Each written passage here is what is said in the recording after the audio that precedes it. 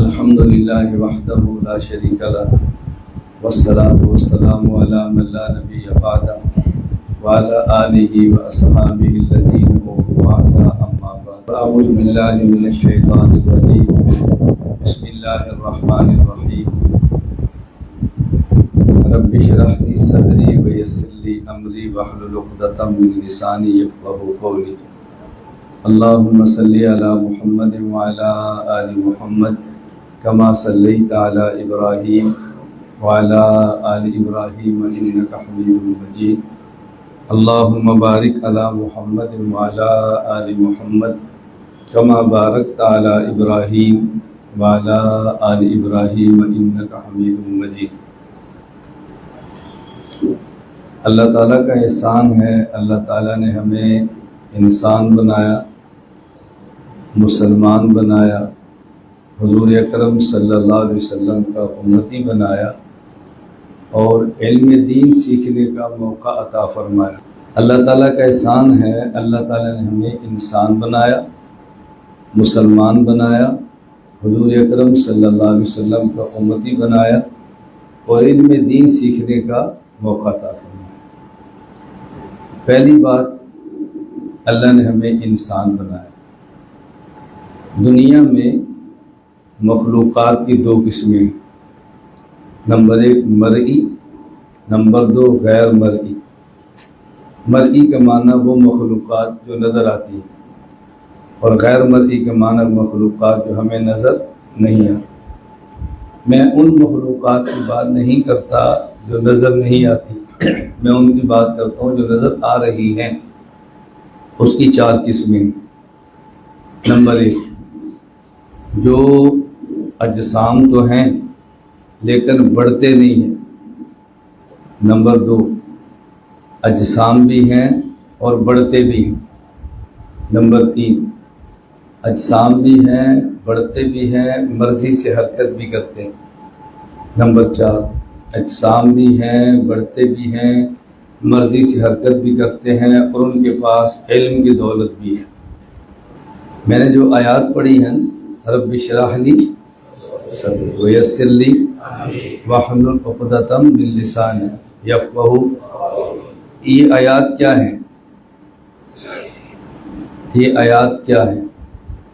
حضرت موسیٰ علیہ السلام اللہ کے جلیل القدر پیغمبر ہیں اور نبی دائی ہوتا ہے۔ حضرت موسیٰ علیہ السلام دائی ہیں۔ انہوں نے دائی کی 3 ضرورتیں ہوتی ہیں جو اللہ سے مانگی۔ دائی کی پہلی ضرورت یہ ہے، جو بات سمجھانا چاہتا ہے خود سمجھاؤ، اشرح لی صدری۔ جو سمجھانا چاہتا ہے وہ خود سمجھاؤ، خود نہ سمجھے وہ بات سمجھا نہیں سکتی۔ دائی کی دوسری ضرورت کیا ہے کہ جو بات سمجھا ہے یہ دوسروں تک پہنچانے کے اس کو اسباب میسر ہو، یسر لی امری۔ تیسری ضرورت کیا ہے کہ جو بات سمجھا ہے اس کو سمجھانے والی اس کے پاس زبان ہو، واحلل عقدۃ من لسانی۔ جب یہ دائی کی 3 ضرورتیں پوری ہوتی ہیں تو اس کا نتیجہ بولیں یفقہوا قولی، یہ نتیجہ۔ تو یہ دائی کی 3 ضرورتیں ہیں جو موسیٰ علیہ السلام نے اللہ سے مانگی ہیں اور ہم دائی ہیں۔ ہم کون ہیں؟ دائی۔ توجہ رکھیں، رات ایک جگہ میرا بیان تھا تو وہ بیان کرانے والے تبلیغی جماعت کے تھے، تو میں نے ان سے کہا کہ آپ دعوت تبلیغ والے نہیں ہیں، آپ تبلیغی جماعت والے ہیں۔ دعوت تبلیغ والا ہونا اور ہے اور تبلیغی جماعت والا ہونا اور ہے۔ یہ بات ہم سمجھیں گے تو ان کو سمجھائیں گے، ان کو سمجھائیں گے تو ہمارے سر پہ نہیں چڑھیں گے۔ ہم خود ہی نہیں سمجھ رہے تھے، ان کو کیا سمجھائیں؟ میرے پاس کبھی کوئی بندہ آئے وہ یہ دعوت کے ساتھی ہے، میں نے کہا نہیں جھوٹ مت بولو، تو وہ تبلیغی جماعت کے ساتھی ہے۔ دعوت والے تو ہم بھی ہیں، ہر جماعت کا نام ہے نا، یہ نام ہے، یہ نام ہے، یہ نام ہے۔ تو جو گشت کرتے ہیں، چلا لگاتے ہیں، تعلیم کرتے ہیں، ان کا نام کیا ہے؟ بولیں آپ نے کبھی نہیں کہنا کہ دعوت والے آئے ہیں، بلکہ کہنا ہے تبلیغ جماعت ہے۔ کیا اشکال ہے اس میں؟ ہم مانتے ہیں آپ کا کام، جتنا ہے اتنا مانیں گے، اس سے زیادہ نہیں مانیں گے۔ تو ہم دائی ہیں۔ یہ جملہ سمجھ آ گیا؟ کیا کہنا ہے؟ تبلیغی جماعت والے۔ آپ کی مسجد میں آئیں، یہ مت کہو تبلیغ والے آئے، کہو تبلیغی جماعت آئی۔ آپ ان کو تبلیغ والے کہہ کے خود تبلیغ سے نکل جاتے ہو۔ قصور آپ کا ہے نا، ان کا تو نہیں ہے۔ پھر وہ کہتے ہیں بھی ہم نبی کے وارث ہیں، آپ نکل گئے تو غلطی اپنی ہے۔ جب غلطی ہم کریں گے تو سزا ہم بھگتیں گے نا، اس لیے نہ غلطی کرو نہ سزائیں بھگتو۔ بڑی صاف سی بات کہنی چاہیے۔ اور یہ بات میں آپ کو نہیں کہہ رہا، یہ بات میں مراکز میں بیٹھ کے وہاں ان کو سمجھاتا ہوں کہ ہم کام کی پوری تائید کرتے ہیں، ہم کام کی تردید نہیں کرتے، لیکن جو بات غلط ہے سمجھانا ہماری ذمہ داری بنتی ہے۔ حضرت موسیٰ علیہ السلام دائی ہیں، ہم طلبہ ہیں، عالم بنیں گے، ہم بھی دائی ہیں۔ تو دائی کی 3 ضرورتیں ہیں۔ موسیٰ علیہ السلام نے اللہ سے دعائیں مانگی ہیں۔ پہلی دعا، اے اللہ جو بات میں سمجھانا چاہتا ہوں مجھے سمجھا دے، اشرح لی صدری۔ دوسری بات، اے اللہ مجھے اسباب دے دے، یسر لی امر۔ اور اسباب 2 ہی ہے دنیا میں، یاد رکھنا، یا بندہ یا چندہ۔ کتنے اسباب ہیں؟ بندہ یا چندہ۔ موت چندہ مانگتا ہے، طالب علم مذاق کرتے ہیں، پھر جب موت میں بنتے ہیں پھر یہ چندہ مانگتے ہیں، ان کے شاگرد مذاق کرتے ہیں، پھر وہ مانگتا ہے، پھر اس کے مذاق کرتے ہیں۔ آپ ان کا مذاق کرنا چھوڑ دو، آپ کے شاگرد آپ کا کبھی مذاق نہیں کریں گے۔ ابھی چونکہ دال پکی پکائی ملتی ہے نا، اس لیے مذاق کرتے ہیں۔ کوئی مدرسے میں آ جاتا ہے داڑھی منڈا، وہ پیسے دیتا ہے، موت میں اٹھ کے ملتا ہے، طلبہ باتیں کرتے ہیں، داڑھی منڈا ہے، داڑھی منڈا ہے۔ وہ داڑھی منڈا نہیں، پیسے والا ہے، اس کو جو اٹھ کے ملنے اور داڑھی منڈے ہونے کی وجہ سے نہیں، اس لیے کہ پیسے دیتا ہے۔ یہ تمہیں کب سمجھ آئے گی؟ جب تم مدرسہ بناؤ گے، پھر آپ نے بھی اسی طرح ملنا ہے۔ ابھی تازہ مال ملتا ہے، اس لیے باتیں سمجھ نہیں آتی۔ میں بتا رہا ہوں، یسر لی امری، جتنے بھی اسباب ہیں ان کا خلاصہ 2 ہے۔ نمبر 1 بندہ، نمبر 2 چندہ۔ یہ میں نے آپ کو مولویوں کی زبان میں سمجھایا ہے، ورنہ میں کہہ سکتا ہوں افراد اور اموال، یہ آپ کو سمجھ نہیں آنا، اس لیے میں لفظ استعمال کر رہا ہوں۔ یسر لی امری۔ تیسری بات، اے اللہ جو بات میں سمجھانا چاہتا ہوں مجھے زبان عطا فرما، احلل عقدۃ من لسانی۔ اس کے بعد یفقہوا قولی۔ نبی کے ذمے سمجھانا ہے، نبی کے ذمے منوانا نہیں ہے۔ ہم مولوی اس لیے لڑتے ہیں کہ ہم سمجھانے کے بجائے اگلا قدم منوانے والا شروع کرتے ہیں۔ ہماری لڑائی اس لیے، سمجھانے تک رک جائے لڑائی نہیں ہو، جب سمجھانے کے بعد منوانے والی بات کریں گے تو لڑائی شروع ہو جائے گی۔ میرے ایک مسئلے پر آپ کو اختلاف ہے تو آپ سمجھا دیں، بات ختم ہو۔ کہتے ہیں نہیں تو مان، میں کیوں مانوں بھائی؟ لڑائی شروع ہو گئی نا۔ ایک بات میں آپ کو سمجھانا، سمجھ آ گئی، میں ماننا ہی مان، تو آپ کا مسئلہ مانے یا نہ مانے، لڑائی ختم ہو جائے۔ تو بنیادی بات کیا ہے؟ اشرح لی، بس میں نے آج اس جملے پر بات کی، اشرح لی صدری۔ اس پہ میں الحمدللہ گھنٹوں نہیں دنوں میں بات کرتے ہیں، گھنٹوں نہیں دنوں اس پر بات چلا دو، اشرح لی صدری، ایک جملہ سمجھانے کے لیے۔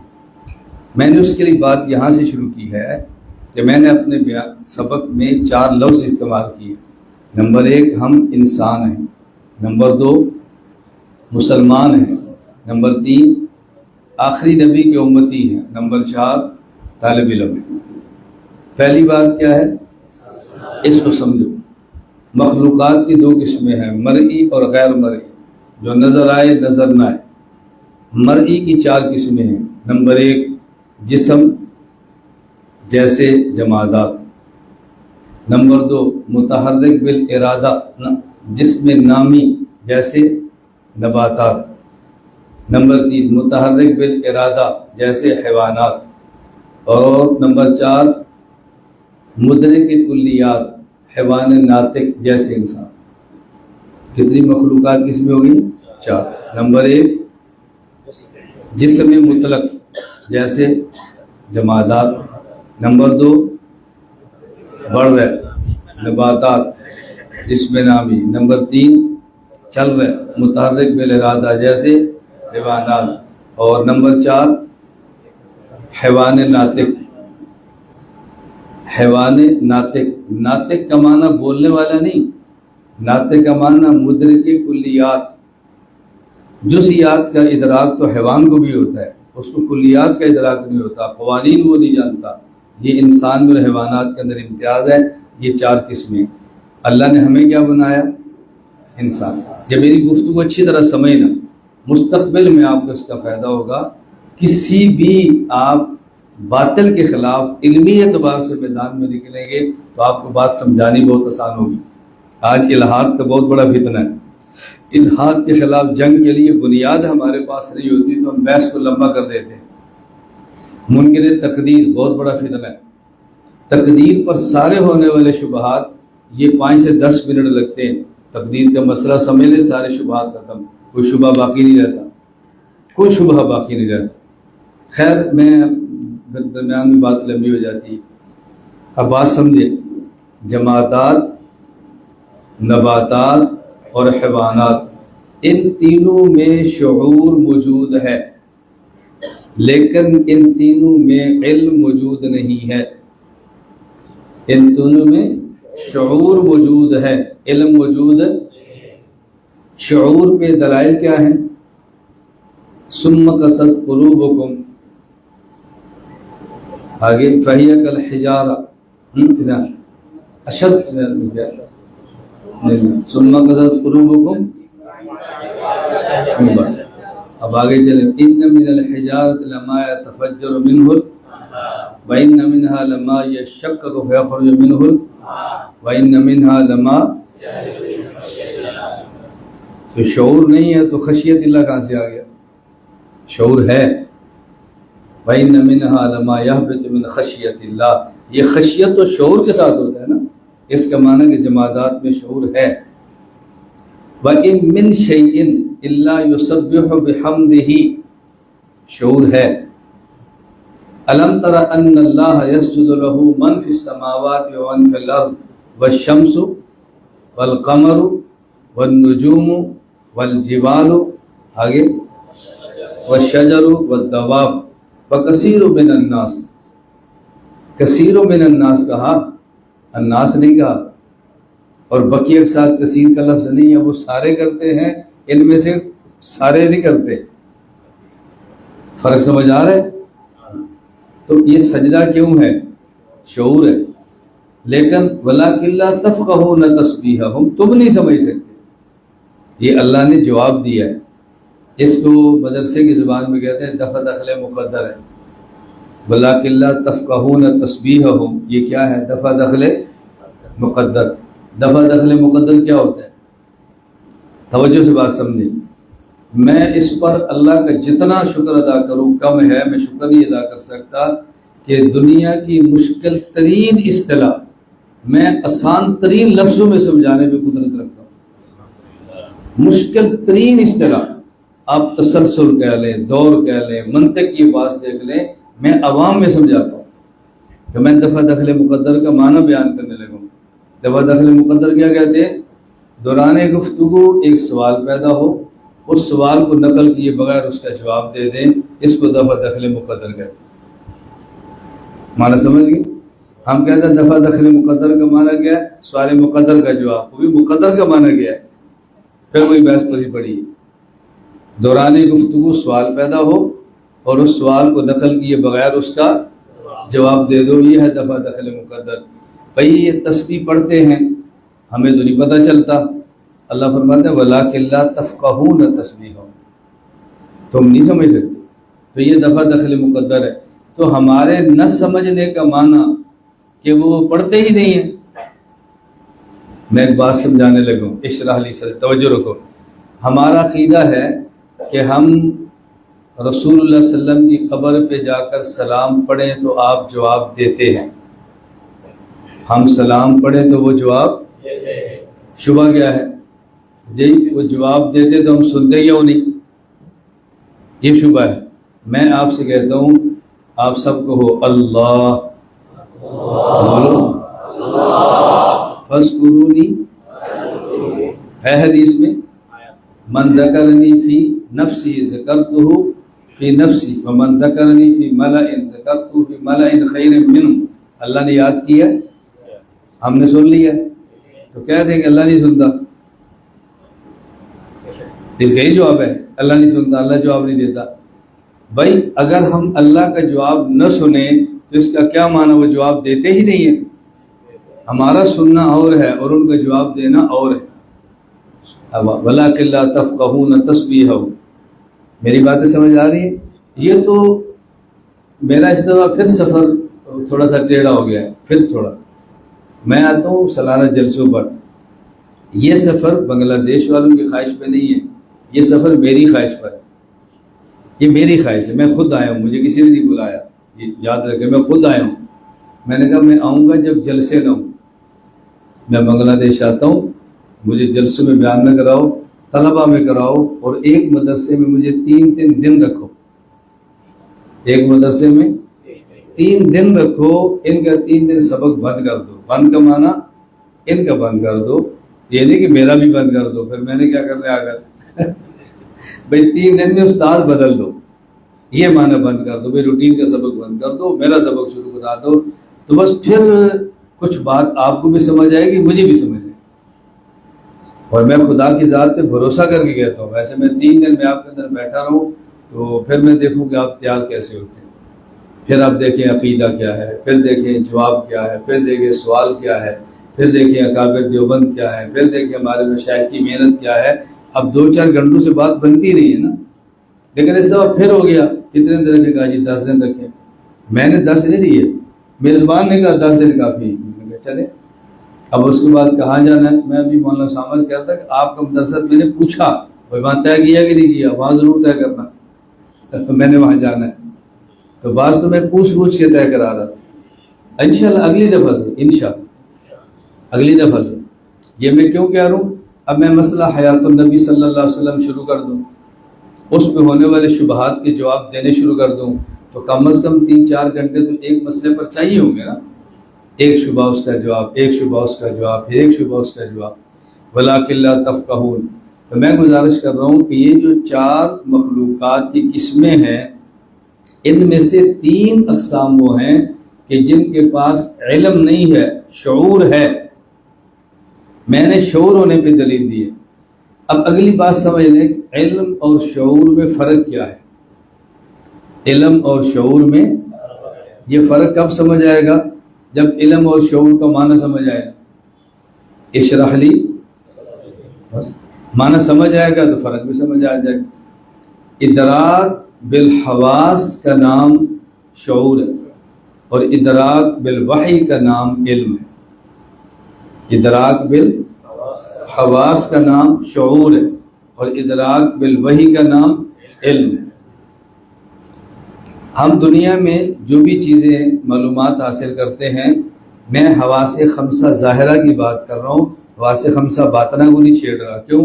ہم نے غیر مرئی مخلوق کو نہیں چھیڑا، تو غیر مرئی حواس کو کیوں چھیڑیں گے بھائی؟ مرئی مخلوقات کو چھیڑے تو مرئی حواس پہ بات کریں گے نا. بات سمجھے؟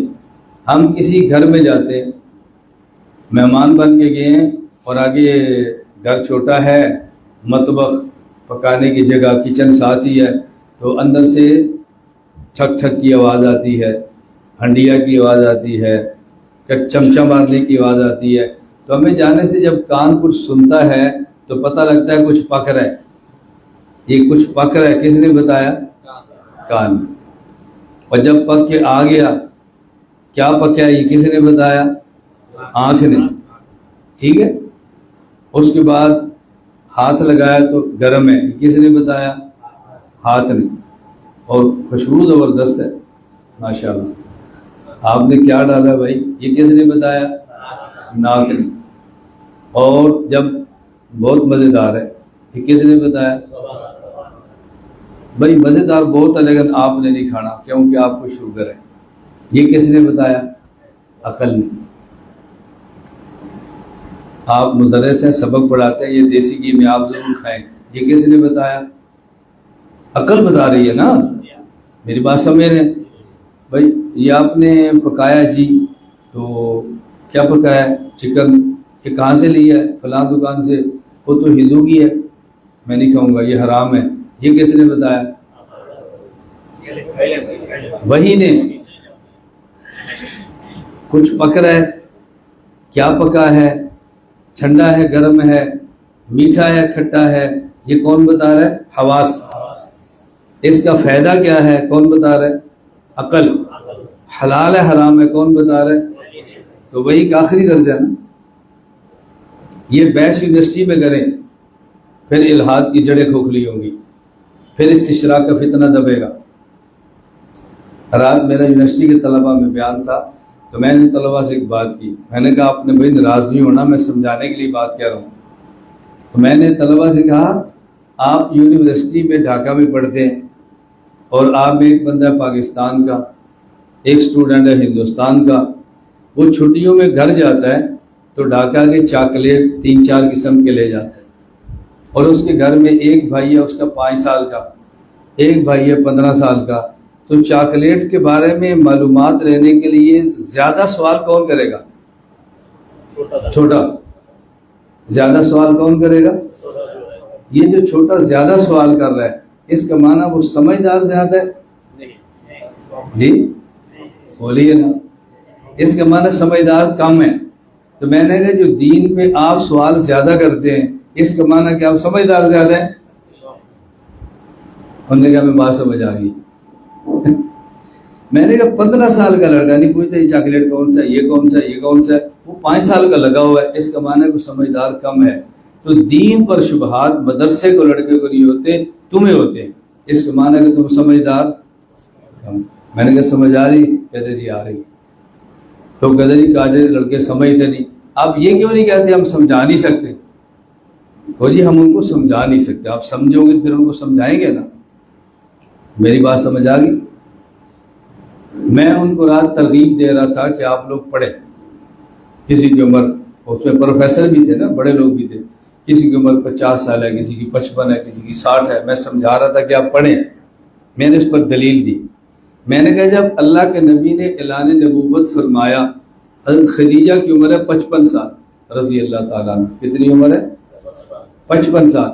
اور جب حضرت عائشہ سے آپ نے نکاح کیا تو عائشہ کی عمر ہے، بولیے نا. اب دیکھا وہ پنکھا چلا رہا تھا، آپ اس کو دیکھ رہے ہیں، مجھے دیکھنا آپ نے چھوڑ دیا. تو میں نے بیان سبق روک دے رہے.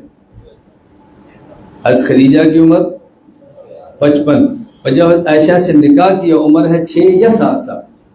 رخصتی کی عمر 9 سال ہے. میں نے کہا اب دیکھیں حضرت اللہ کے نبی نے 11 نکاح کیوں کیے؟ تاکہ میں ان عورتوں کو دین پڑھاؤں اور ان کے ذریعے عورتوں میں دین پھیلے. تو شادی کی وجہ پڑھنا پڑھانا تھا نا.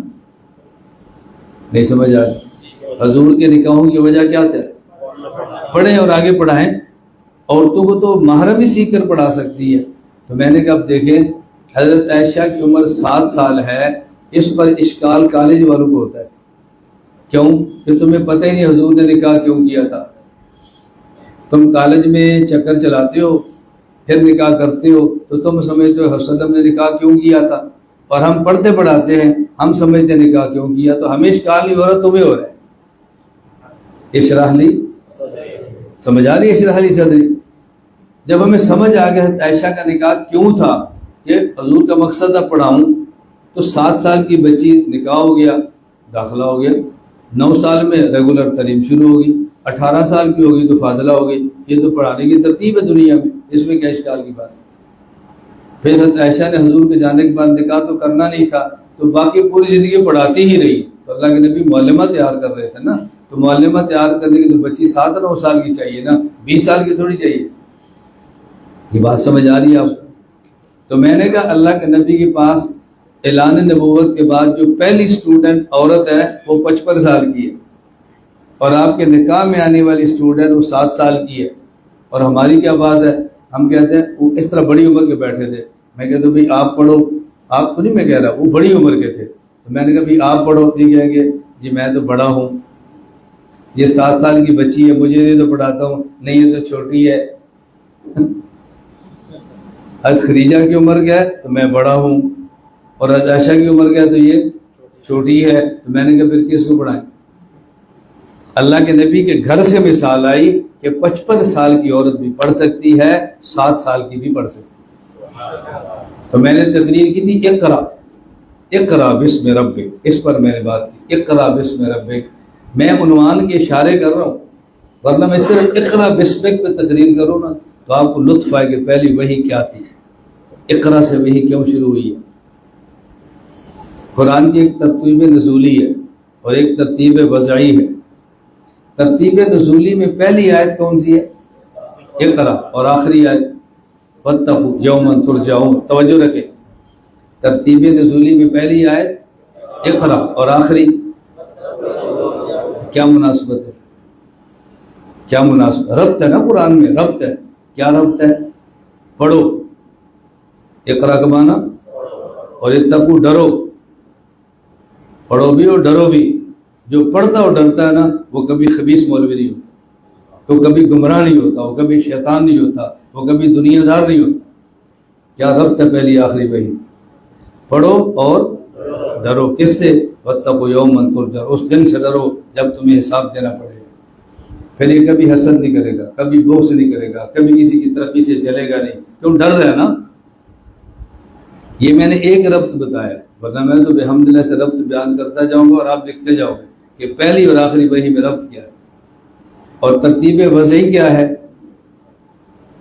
الحمدللہ رب العالمین، اور آخری صورت کیا ہے؟ قل اعوذ برب الناس۔ دیکھیں ترتیب وضعی میں شروع میں بھی رب ہے، آخر میں بھی رب ہے۔ یہ کل میں نے جامعہ نوریہ میں جمعے کے دن تھوڑی سی بات کی، تھوڑی سی، کہ دیکھیں اس میں ربط کیا ہے۔ ترتیب وضعی میں پہلی صورت میں کہا دو چیزیں مانگو، اہدنا الصراط المستقیم، ایاک نستعین، یہ مانگو، اور آخر میں کہا من شر ما خلق من شر الوسواس الخناس۔ تو شروع میں کہا کہ دو چیزیں حاصل کرو اور آخر میں کہا دو چیزوں سے بچو۔ ترتیب وضعی کی مناسبت دیکھیں اور ترتیب نزولی کی مناسبت دیکھیں۔ یہ قرآن کے معجز ہے نا، ایسے معجز جیسے ہم سمجھتے، ہم سمجھتے عربی کے لفاظی ہے، لفاظی نہیں ہے۔ وہ عرب سمجھتے تھے قرآن کیا بات کر رہا ہے، وہ ہم سمجھتے نہیں کیا بات ہے، اس لیے قرآن کا معجز ہونا ہمارے اوپر کھلتا ہی نہیں، ہم الفاظ کی بحث میں پڑے رہتے ہیں۔ چلیں اجازت قرآن تو مستقل عنوان ہے۔ اس بزرگ کو اٹھاؤ بھائی، اٹھو بھائی اٹھو، شاباش شاباش، سونا نہیں ہے۔ میرا جو اصلاحی تعلق تھا نا، مجھے سب سے پہلے جو اجازت ہے حضرت شاہ حکیم اختر رحمۃ اللہ علیہ سے۔ ابھی حضرت یہ فرماتے بھی ہمارا آپ کا تعلق ہے، تعلق کی ایک وجہ یہ بھی ہے کہ ہمارا شیخ ایک ہے۔ ہمارے حضرت رحمۃ اللہ علیہ فرمایا کرتے تھے بیان کے دوران کوئی سو جائے تو اس کو ڈانٹتے نہیں ہیں۔ کیوں؟ بیان کے شرکاء کی حیثیت، مجلس علم کی حیثیت ماں کی گود کی ہے۔ بچہ گلی میں کھیلتا ہے تو سوتا نہیں ہے، اور ماں کی گود میں آ جائے تو سو جاتا ہے۔ ماں ڈانٹتی نہیں ہے، ماں سمجھتی ہے کہ گلی کے کھیل میں سکون نہیں ہے، میری گود میں سکون ہے، تو نہیں ڈانٹتی۔ میں حضرت کے خانقاہ میں گیا تو میں نے کہا حضرت میں نے آپ کے متن پہ حاشیت لکھا ہے، سناؤں؟ کہتے ہیں سناؤ۔ میں نے کہا جی ہم دیہاتی لوگ ہیں، ہمارے بچہ باہر کھیلتا ہے تو نہیں سوتا، ماں کی گود میں آ کر سو جاتا ہے تو ماں ڈانٹتی نہیں ہے، ماں اس کے سر کو پیاس پڑتی ہے، پتر اٹھ جا دودھ پی لے پھر سو جانا۔ پنجابی میں کیا کہتے ہیں؟ پتر اٹھ جا دودھ پی لے، بیٹا اٹھ جاؤ دودھ پی لو پھر سو جانا۔ تو میں نے کہا حضرت یہ رب زدنی علما، اللہم بارک لنا فیہ وزدنا منہ، خواب میں دودھ دیکھے تعبیر کیا علم ہے۔ تو میں نے کہا جی میرے بیان میں کوئی سوچے، میں جانتا تو نہیں ہوں، میں کہتے پتر اٹھ جا تھوڑا دودھ پی لے۔ کوئی سمجھ آ گئی؟ ہم کہ تھوڑا بیٹا دودھ پی لو، تھوڑا سا دودھ پی لو، دودھ۔ پھر دودھ پلانا کیسے ہے؟ کبھی ٹھنڈا کبھی گرم، آپ نہیں سمجھے، کبھی ٹھنڈا کبھی بیان ہوتا ہے فضائل والا، ٹھنڈا ٹھنڈا دودھ میٹھا میٹھا، اور کبھی ساتھ ٹکر ہوتی ہے، پھر تھوڑا سا بیان گرم گرم ہوتا ہے۔ تو جیسا مریض ہو ویسا دودھ پلاتے ہیں نا بھائی، کبھی ٹھنڈا دودھ پلاتے ہیں اور کبھی گرم دودھ پلاتے ہیں۔ پھر میں نے کہا میرے بیان کے بعد بس لوگ نا تبصرہ کرتے ہیں، کرتے ہیں۔ میں نے کہا کیوں کرتے ہیں؟ جس آدمی نے کبھی خالص دودھ نہ پیا ہو، پہلی مرتبہ خالص دودھ پیے، اس کے پیٹ میں گڑ گڑ گڑ ہوتی ہے، اور جس نے کبھی خالص بیان نہ سنو، پہلی بار سنے، اس کے منہ میں بڑبڑ ہوتی ہے. وہ سمجھ آ رہی ہے آپ کو؟ جب پہلی بار خالص عقیدہ سنیں گے تو گزر تو ہوگی. یہ تو مدرسہ یہاں کا تو ماحول ہی وہ نہیں ہے نا اللہ میں بات سمجھنے کی. تو پھر یہ جو میں باتیں آپ سے کہہ رہا ہوں، یہ دوران سبق میں تربیت کی باتیں کہہ رہا ہوں. جب آپ نے باہر نکلنے بیان کرنا ہے تو آپ نے کیسے کرنا ہے. یہ چھوٹی چھوٹی بات پہ موڈ نہیں آف ہو جانا چاہیے. ہمارا موڈ بڑی جلدی آف ہوتا ہے. اسٹیج پہ جا کے اپنے موڈ کو آف نہ کریں، ذرا سکون کے ساتھ کام. ہم نبی پاک صلی اللہ علیہ وسلم کے وارث ہیں. اشرح لی مخلوقات کتنی قسمیں ہو گئی ذہن میں ہے نا. نمبر 1 جسم مطلق جیسے، آگے جسم نامی جیسے نباتات، متحرک بالارادہ جیسے، اور حیوان ناطق جیسے. میں نے کہا بقیہ میں شعور ہے، علم نہیں ہے، اور انسان میں شعور بھی ہے اور علم بھی ہے. توجہ سے بات سمجھنا. علم اور شعور میں فرق بتا رہا تھا کہ شعور کہتے ہیں ادراک بالحواس کو، اور علم کہتے ہیں ادراک بال. اس کی قرآن کریم سے دلیل سنی. وَإِذَا قِيلَ لَهُمْ لَا تُفْسِدُوا فِي الْأَرْضِ قَالُوا إِنَّمَا نَحْنُ مُصْلِحُونَ أَلَا إِنَّهُمْ هُمُ الْمُفْسِدُونَ وَلَكِنْ لَا يَشْعُرُونَ. وَإِذَا قِيلَ لَهُمْ آمِنُوا كَمَا آمَنَ النَّاسُ قَالُوا أَنُؤْمِنُ كَمَا آمَنَ السُّفَهَاءُ أَلَا إِنَّهُمْ هُمُ السُّفَهَاءُ وَلَكِنْ لَا يَعْلَمُونَ. پہلے فساد کی بات تھی تو فساد کے لیے وحی نہیں چاہیے. فساد تو آنکھوں سے نظر آتا ہے، تو وہاں شعور کی نفی کی ہے. وہاں کس کی نفی کی ہے؟ اور ایمان آنکھ سے نظر نہیں آتا، اس لیے وہاں علم کی نفی کی ہے. وَلَٰكِن لَّا يَعْلَمُونَ، ان کے پاس وحی کا علم نہیں ہے. اور وہاں شعور کی نفی کی ہے. بات سمجھ آ رہی؟ تو شعور نام ہے ادراک بالحواس کا، اور علم نام ہے ادراک بال. ایک بات سمجھ نظر آ، اچھی طرح بات سمجھو. مجھے بتاؤ، جو چیز آنکھ سے نظر آتی ہے، اگر کسی بندے کو وہ نظر نہ آئے تو اس کو اندھا کہتے ہیں یا بے ایمان کہتے ہیں؟ اندھا کہتے ہیں. توجہ رکھیں بھائی. یہ گلاس پانی کا پڑا ہوا ہے، ہم طالب علم کہتے ہیں ذرا فلانی چیز لانا، وہ گلاس گرا دیتا ہے، تو کیا کہیں گے؟ تو بے ایمان ہے، تجھے نظر نہیں آ رہا. نہیں، کیا کہ تو اندھا ہے، تجھے نظر نہیں آ رہا. توجہ رکھنا. جب ایک انسان اللہ کے راستے میں قتل ہو جاتا ہے، وہ شہید ہو جاتا ہے، اور قرآن کہتا ہے کہ شہید زندہ ہے. وَلَا تَقُولُوا لِمَن يُقْتَلُ فِي سَبِيلِ اللَّهِ أَمْوَاتٌ بَلْ أَحْيَاءٌ. وہ زندہ ہے. اشکال کیا ہے؟ زندہ ہے تو چلتا کیوں نہیں؟ زندہ ہے تو سنتا کیوں نہیں؟ زندہ ہے تو کون اٹھ کے جہاد کرے؟ کیوں نہیں کرتا؟ زندہ ہے تو کیا کرے نا. اب بتاؤ اشکال کس کو ہو رہا ہے؟ آنکھ کی وجہ سے ہو رہا ہے نا. کان کی وجہ سے ہے نا. اشکال کان کی وجہ سے ہے نا. اللہ نے کیا فرمایا؟ وَلَٰكِن لَّا تَشْعُرُونَ فرمایا، وَلَٰكِن لَّا تَعْلَمُونَ فرمایا. فرمایا زندہ ہے، اس کی زندگی تمہیں حواس سے سمجھ نہیں آنی، اس کی زندگی تمہیں وحی سے سمجھ آنی ہے. وہی کہہ رہی ہے زندہ ہے. جو کہتا ہے زندہ نہیں ہے وہ اس کے خلاف وہی پیش کرے. ہم نے زندہ وہی کی بنیاد پہ مانا ہے، تم اس کے مقابلے میں شعور پیش کرتے ہو. نہیں سمجھے؟ قرآن نے وَلَٰكِن لَّا تَشْعُرُونَ کا، وَلَٰكِن لَّا تَعْلَمُونَ کا. توجہ. اس لیے کسی نے پانی کا گلاس گرا دیا تو ہم کہیں گے تو اندھا ہے، تجھے نظر نہیں آتا. اور کسی نے شہید کو مردہ کہہ دیا تو ہم نے کہنا تو بولو کیا کہنا تو، اور اونچی آواز سے کیا کہنا تو بے ایمان ہے. اندھا نہیں کہنا. کیا کہنا ہے؟ تو بے ایمان ہے. قرآن کہہ رہے زندہ ہے، تو کہہ رہے زندہ نہیں، تو قرآن کے منکر کو بے ایمان کہتے ہیں. کچھ سمجھ آ رہی ہے باتیں؟ تو میں بتاؤں، ایک شعور ہے اور ایک کیا ہے؟ علم. شعور نام ہے ادراک بالحواس کا، اور علم نام ہے ادراک بالوحی کا. اب سمجھ آ رہی؟ اشرح لی. یہ جب چیزیں آپ پر کھل جائیں گی نا، پھر آپ دلائل کے محتاج نہیں ہیں. آپ کتابوں کے بغیر چلیں گے. دیکھیں میں پوری دنیا میں جاتا ہوں، میرے پاس کوئی کتاب نہیں ہوتی. کس موضوع پہ بات کرنی ہے؟ میں اپنا قلم لکھتا ہوں، مضمون لکھتا ہوں، بسم اللہ پڑھ کے شروع کرو. ہاں بھائی کسی کو سوال ہے بسم اللہ پڑھو, کھڑے ہو جاؤ. ہمارے پاس کوئی کتاب نہیں ہوتی, ہم دیتے ہیں جواب. ہمارا تعلق ننوتوی سے ہے, ہمارا تعلق گنگوہی سے ہے, ہمارا تعلق شیخ الہند سے ہے, ہمارا تعلق مدنی اور تھانوی سے ہے. اب یہ میں کیسے سمجھاؤں یہ تعلق کیا ہوتا ہے, ٹھیک کیسے سمجھاؤں یہ کیا تعلق ہوتا ہے. نسبت جب تک سمجھ نہ آئے, المحند میں لکھا ہے ہم قبور سے فیوز کے قائل ہیں, ہم قبور سے فیوز کے قائل ہیں. لوگ کہتے ہیں جی قبر والے سے فیض حاصل ہوتا ہے تو پوچھ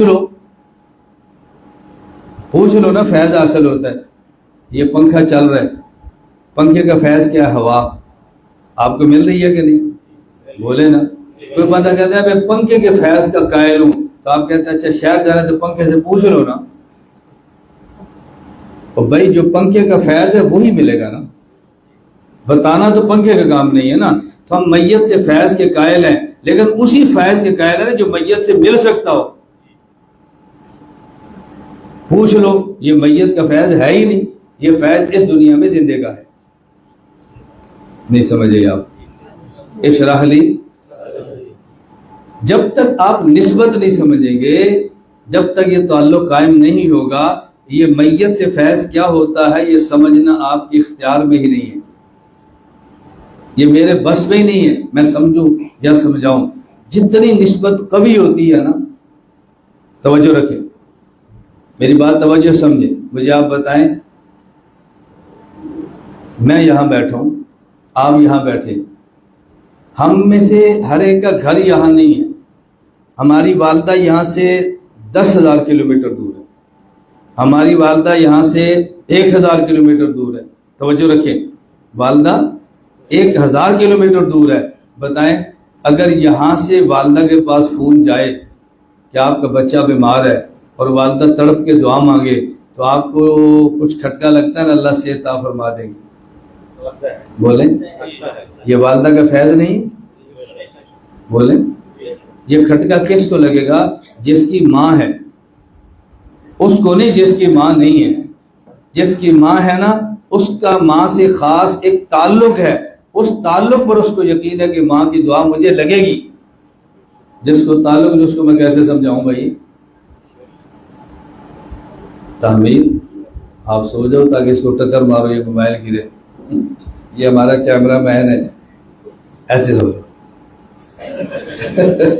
ہمارا بیان ریکارڈ ہو گیا. مسلمان ہلنا بھی تو ایسے ایسے ہلو. میں نے کہا کیمرے کے بعد ہلنا تو یوں ہلو, یوں نہ ہلو, ہمارا کیمرہ ہی جائے.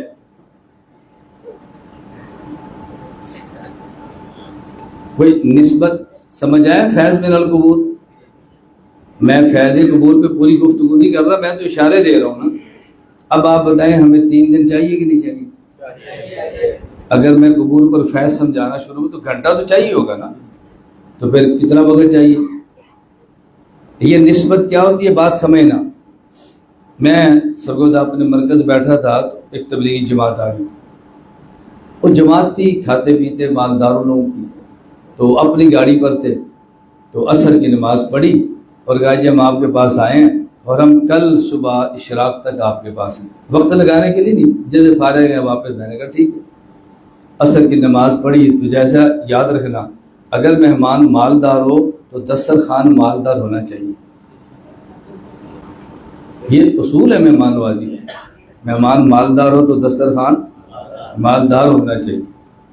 تو میں نے انہیں کے حساب سے دسترخوان لگایا. ظاہر جماعت جو اس طرح کی تھی, تو میں نے ان کے لیے ڈرائی فروٹ, پکوڑے شکوڑے, یہ وہ چائے بنائی. جب چائے کھا لی تو مجھے وہ کہتے ہیں خصوصی دعاؤں میں یاد رکھیں. میں نے کہا میرے رشتہ دار ہیں؟ نہیں. میں نے کہا مجھے پیسے دیتے ہیں؟ کہتا نہیں. تو میں نے کہا خصوصی دعا کس بات کی؟ چائے بھی میں پلاؤں اور خصوصی دعائیں بھی میں کروں؟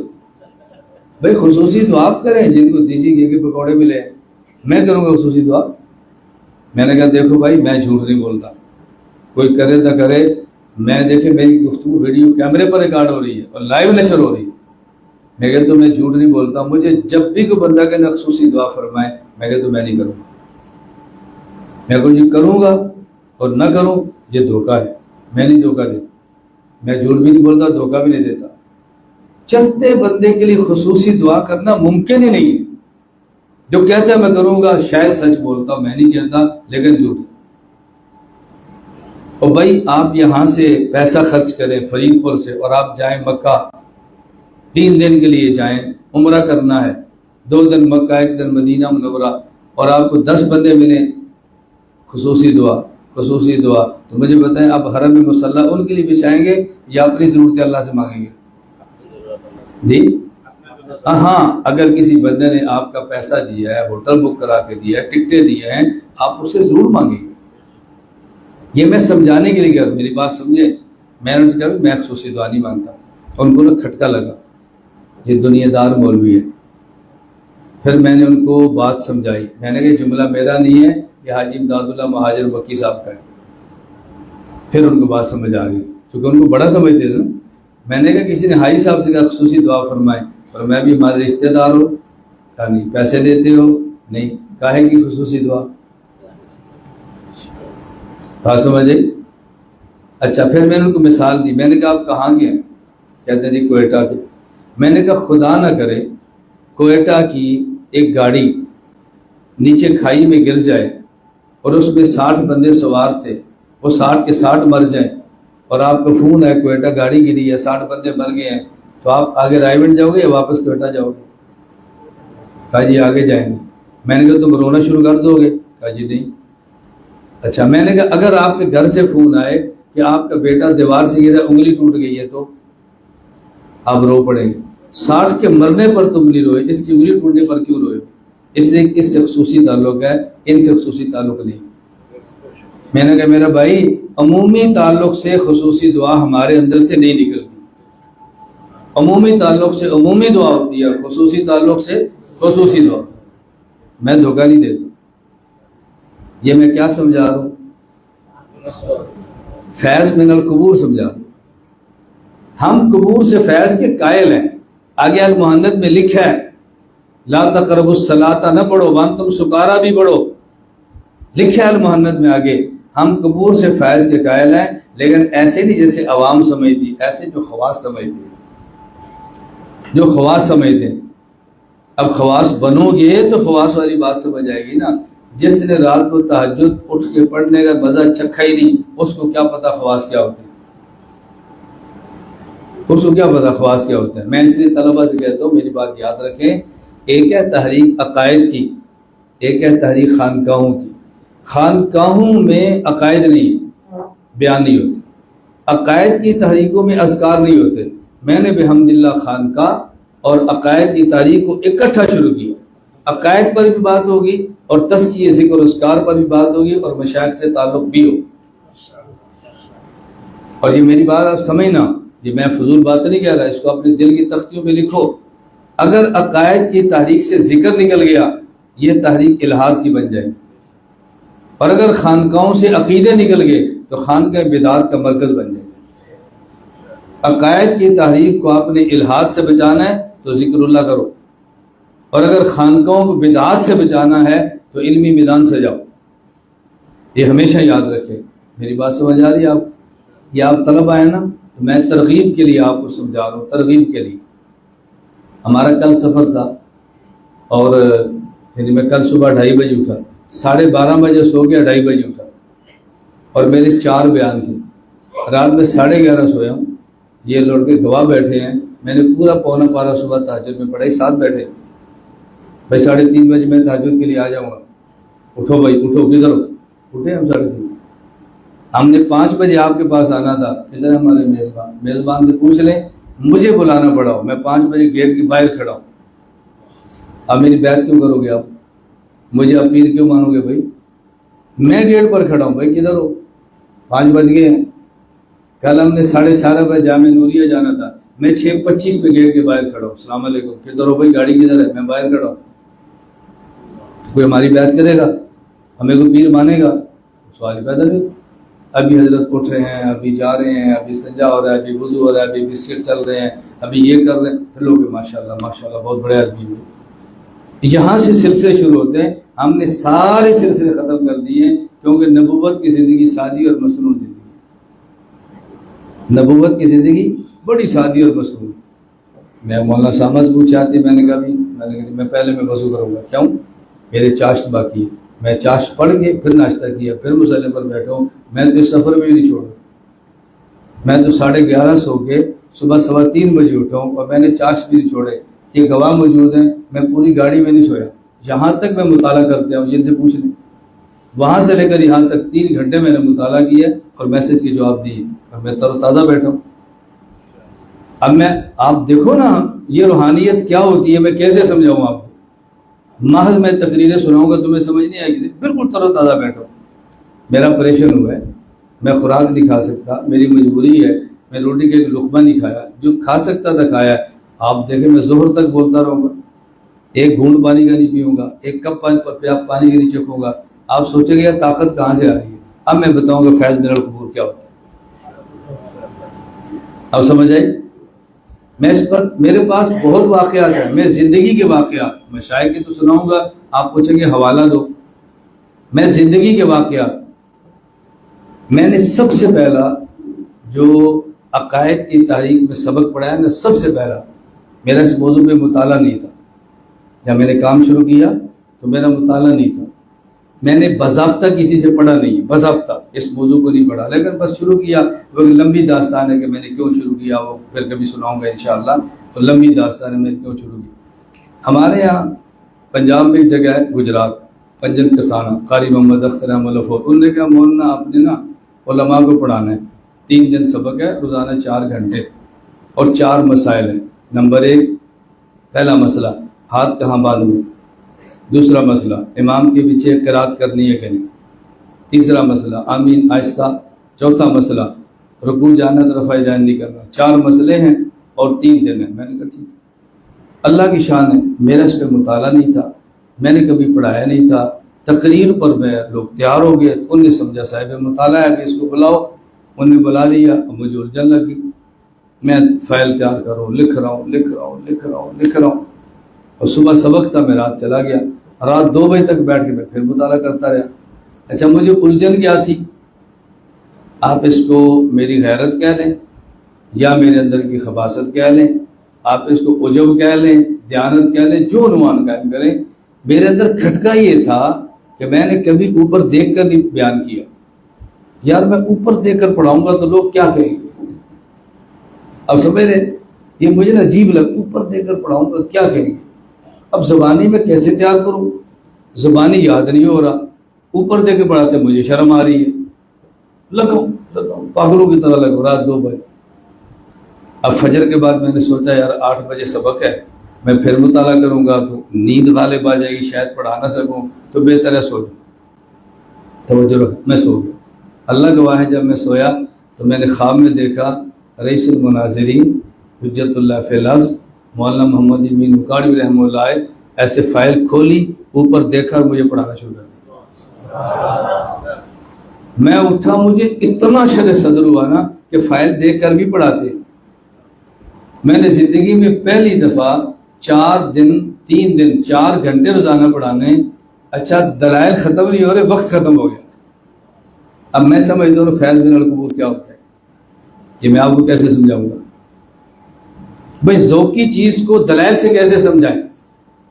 میں نے جب سے کام شروع کیا ہے حضرت اکاڑوی کی قبر پہ جاتا ہوں, 11 بار سورۃ الاخلاص پڑھ کے سارے ثواب کرتا ہوں. ان کی قبر کی 4 دیواری لگائی. جب تک حضرت کی اہلیہ زندہ رہی ماہانہ خرچہ دیتا, آج کے دن تک بھی حضرت کا قربانی کے پیسے دیتا, اور حضرت کی جب قبر پہ دعا کرتا ہے سارے ثواب کر, یا اللہ آپ نے ان پر کھولا مجھ پر بھی کھول دے, ان کو زبان دی ہے مجھے بھی دے دے, ان کو فہم دی ہے مجھے بھی دے دے. اے اللہ تیرا ولی ہے, میں اس کے تبصر سے آپ سے دعا مانگتا ہوں, مجھے شرح صدر فرما. اب میں کیا بتاؤں کہ روحانی تو جنہوں نے اس منظر کو دیکھا ہی نہیں, وہ میڈیا پر بیٹھ کے بولتے ہیں فیض من القبور, پوچھو ولی سے, پوچھو اس سے, پھر پوچھو اس سے, کیوں نہیں بول رہا. کیا بچوں والی بات کرتے ہیں. اس لیے اس میں لکھا ہے کہ ہم قبور سے فیض کے قائل ہیں, لیکن جیسے خواص کا طریقہ, ایسے نہیں جیسے عوام کا ہے. اس پر تو پھر بخاری کی روایتیں ہیں, میں عنوان پڑھوں پھر روایتیں پڑھوں پھر آپ کو مسئلہ سمجھاؤں. تو فیض من القبور کو سمجھانے کے لیے تھوڑا سا وقت چاہیے کہ نہیں. اب جو میں 3 دن مانگتا ہوں ٹھیک مانگتا ہوں, بولتے رہی، میں سروزہ نہیں کہتا، 3 دن کہتا، سروزہ کو تو پھر لڑائی پڑتی کہ ہماری اصطلاح سے اس نے استعمال کی ہے، میں نے کہا میں تمہاری اصطلاح بھی استعمال نہیں کرتا، اب خوش ہو، نہیں سمجھتے تم، آپ سمجھتے نہیں، میں دفعہ دخل مقدر ساتھ سے لاتا ہوں۔ تو میں نے کیا عرض کیا، اللہ تعالیٰ نے ہمیں انسان آ گیا ذہن میں، تو میں کہہ رہا تھا انسان کی خصوصیت کیا ہے؟ علم۔ خصوصیت کیا ہے؟ علم ہے۔ میں نے وہ کہا جو حیوان ناطق ہے نا، توجہ رکھنا، انسان کے قریب حیوان ناطق، یہ مناطقہ کیا تعریف ہے؟ انسان کی تعریف جو حضرت شاہ صاحب نے موضوع قرآن میں لکھی ہے نا، وہ یہ نہیں ہے۔ وہ فرماتے ہیں انسان کی تعریف کیا ہے؟ انسان وہ ہوتا ہے جس کے 2 چیزیں ہوں، نمبر 1 محسوس ہو، نمبر 2 ذو عقل ہو، روح رکھے ہوشیار، وہ تو ان کی قدیم اردو ہے نا، نمبر 1 محسوس ہو اور نمبر 2 ذو عقل ہو، اس کو انسان کہتے ہیں۔ محسوس ہو اور ذو عقل ہو، آپ ہاتھ لگانا چاہو تو لگا سکو، جانور کو ہاتھ لگا سکتے ہیں، وہ ذو عقل نہیں ہے۔ فرشتہ اور جن ذو عقل ہے، محسوس نہیں ہے، تو انسان وہ ہے جو محسوس بھی ہو اور ذو عقل بھی۔ توجہ رکھیں، تو انسان کی خصوصیت کیا ہے؟ علم۔ آگے چلتے ہیں، ایک علم انسان کا ہے، ایک علم اللہ کا ہے۔ انسان کے پاس علم ہے غیر معمولی، اللہ کے پاس علم ہے غیر محدود۔ انسان کے پاس علم ہے غیر معمولی اور اللہ کے پاس علم ہے غیر محدود۔ انسان کا علم معمولی نہیں ہے، علم تو غیر معمولی ہے لیکن محدود ہے، غیر محدود نہیں ہے۔ اس لیے انسان کا علم اور ہے اور اللہ کا علم اور ہے۔ یہ کیا ہے؟ اشرح لی صدری۔ اتنی بات ہو گئی۔ یہ میں نے صرف انسان کی بات کی، عقل تو انسان کے اندر بھی ہے نا، کافر کے پاس بھی عقل ہے۔ اگلا مرحلہ کیا ہے کہ ہم انسان ہیں اور مسلمان ہیں۔ ہم انسان ہیں اور مسلمان۔ مسلمان کا معنی یہ ہے ہم اللہ کو مانتے ہیں تو اللہ کے کلام کو بھی مانتے ہیں، اللہ کو مانتے ہیں تو اللہ کی وحی کو بھی مانتے ہیں، ہم اللہ کو مانتے ہیں تو اللہ کے نبی اور رسولوں کو بھی مانتے ہیں، ہم اللہ کو مانتے ہیں تو اللہ کے پورے نظام کو بھی مانتے ہیں۔ بات توجہ سمجھنا، ہم انسان ہیں، ہم مسلمان ہیں اور آخری پیغمبر حضرت محمد صلی اللہ علیہ وسلم کے امتی ہیں۔ توجہ، آخری پیغمبر کی امتی ہیں اور اللہ کا شکر ہے کہ اللہ تعالیٰ نے ہمیں علم دین سیکھنے کا موقع عطا فرمایا ہے۔ یہ علم، توجہ رکھنا، میری بات سمجھنے کی کوشش کرنا، یہ علم خاصہ انسان کا ہے، کسی اور مخلوق کے پاس علم کی دولت موجود نہیں۔ یہ علم کی دولت اللہ نے انسان کو دی ہے اور غیر معمولی دی ہے اور پیغمبر کی وساطت دی ہے۔ اور علم نام ہے ادراک بالوحی کا۔ معلوم ہوا کہ دنیا میں جو بھی چیزیں ہیں یا حواس سے معلوم ہوگی یا عقل سے معلوم ہوگی اور یا وحی سے معلوم ہوگی، تو جو چیزیں وحی سے معلوم ہوں ان کو ایسے ہی عقل سے نہیں سمجھا جا سکتا جس طرح جو چیز عقل سے معلوم ہو اس کو حواس سے نہیں سمجھا جا سکتا۔ توجہ، ہم یہ نہیں کہتے کہ حواس عقل کے مخالف ہیں، ہم کہتے ہیں عقل کا ادارہ حواس سے مابرا ہے۔ ہم یہ نہیں کہتے کہ وہی عقل کے مخالف ہے، ہم کہتے ہیں کہ وہی کا ادارہ عقل سے مابرا ہے۔ عقل کا وہی کا ادارہ عقل سے مابرا ہے۔ مابرا ہونے کا معنی کیا ہے؟ میری بات توجہ سمجھے۔ مابرا ہونے کا معنی یہ ہے کہ دیکھو یہ میں نے گھڑی پہنی ہے، مجھے یہ چلانی نہیں آتی، اچھا میں معذرت کرتا ہوں، یہ غلطی سے میں نے گھڑی پہنی ہے۔ غلطی سے پہننے کا معنی کیا ہے کہ میں کبھی بھی گھڑی پہن کے بیان نہیں کرتا، گھڑی اتار کے کرتا ہوں۔ کیوں؟ میں گھڑی اتار کے سے نہیں کرتا ہوں کہ اللہ کا نظام ہے، ہر کسی کے ساتھ ہوتا ہے، میرے ساتھ بھی ہے۔ میں جو چیز استعمال کرتا ہوں لوگ مجھ سے محبت بہت کرتے ہیں، پھر مجھے ہدیے دیتے ہیں۔ ٹھیک ہے، یہ ہمارا شاگرد بیٹھا ہے، یہ دبئی سے گھڑی لے کر آیا، استاد جی بہت اچھی ہے، میں نے بیٹے کو دے دی۔ پھر اس کا بھائی تھا، پھر وہ لے کر آیا، میں نے کسی اور کو دے دی۔ پھر اور آیا، میں نے کسی اور کو دے دی۔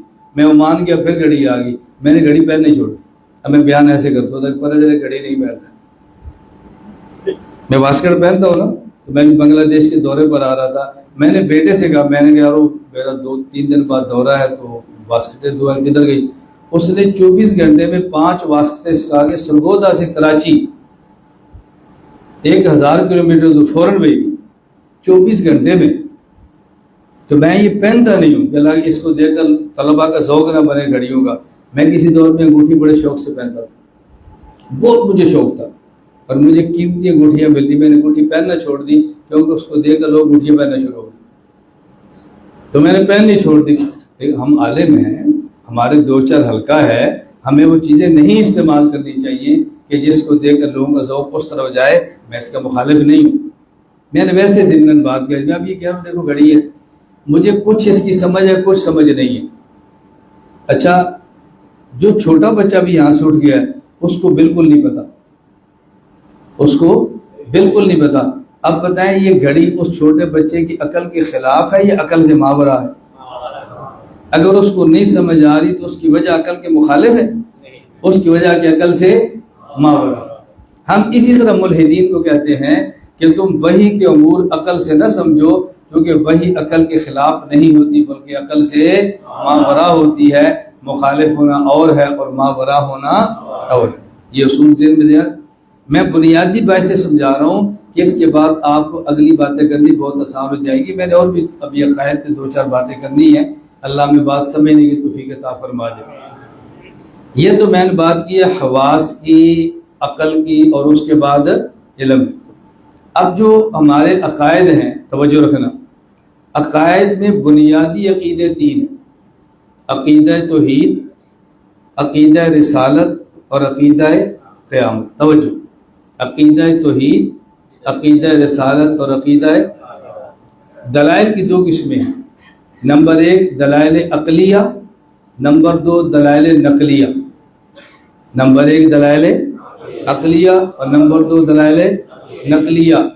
دلائل عقلیہ, ان 3 عقائد میں دلائل مثبتہ ہیں, اور دلائل نقلیہ, یاد رکھنا یہ جو ہمارے 3 عقائد ہیں نا, ان میں بنیاد عقل ہے, بنیاد نقل نہیں ہے. بنیاد کیا ہے؟ عقل. بنیاد نقل نہیں ہے. وہی بنیاد نہیں ہے, بنیاد عقل ہے. کیا مطلب؟ بھائی ایک کافر کو آپ کہتے ہیں کہ اللہ کے وجود کو مان لے, تو وہ پوچھے گا دلیل کیا ہے؟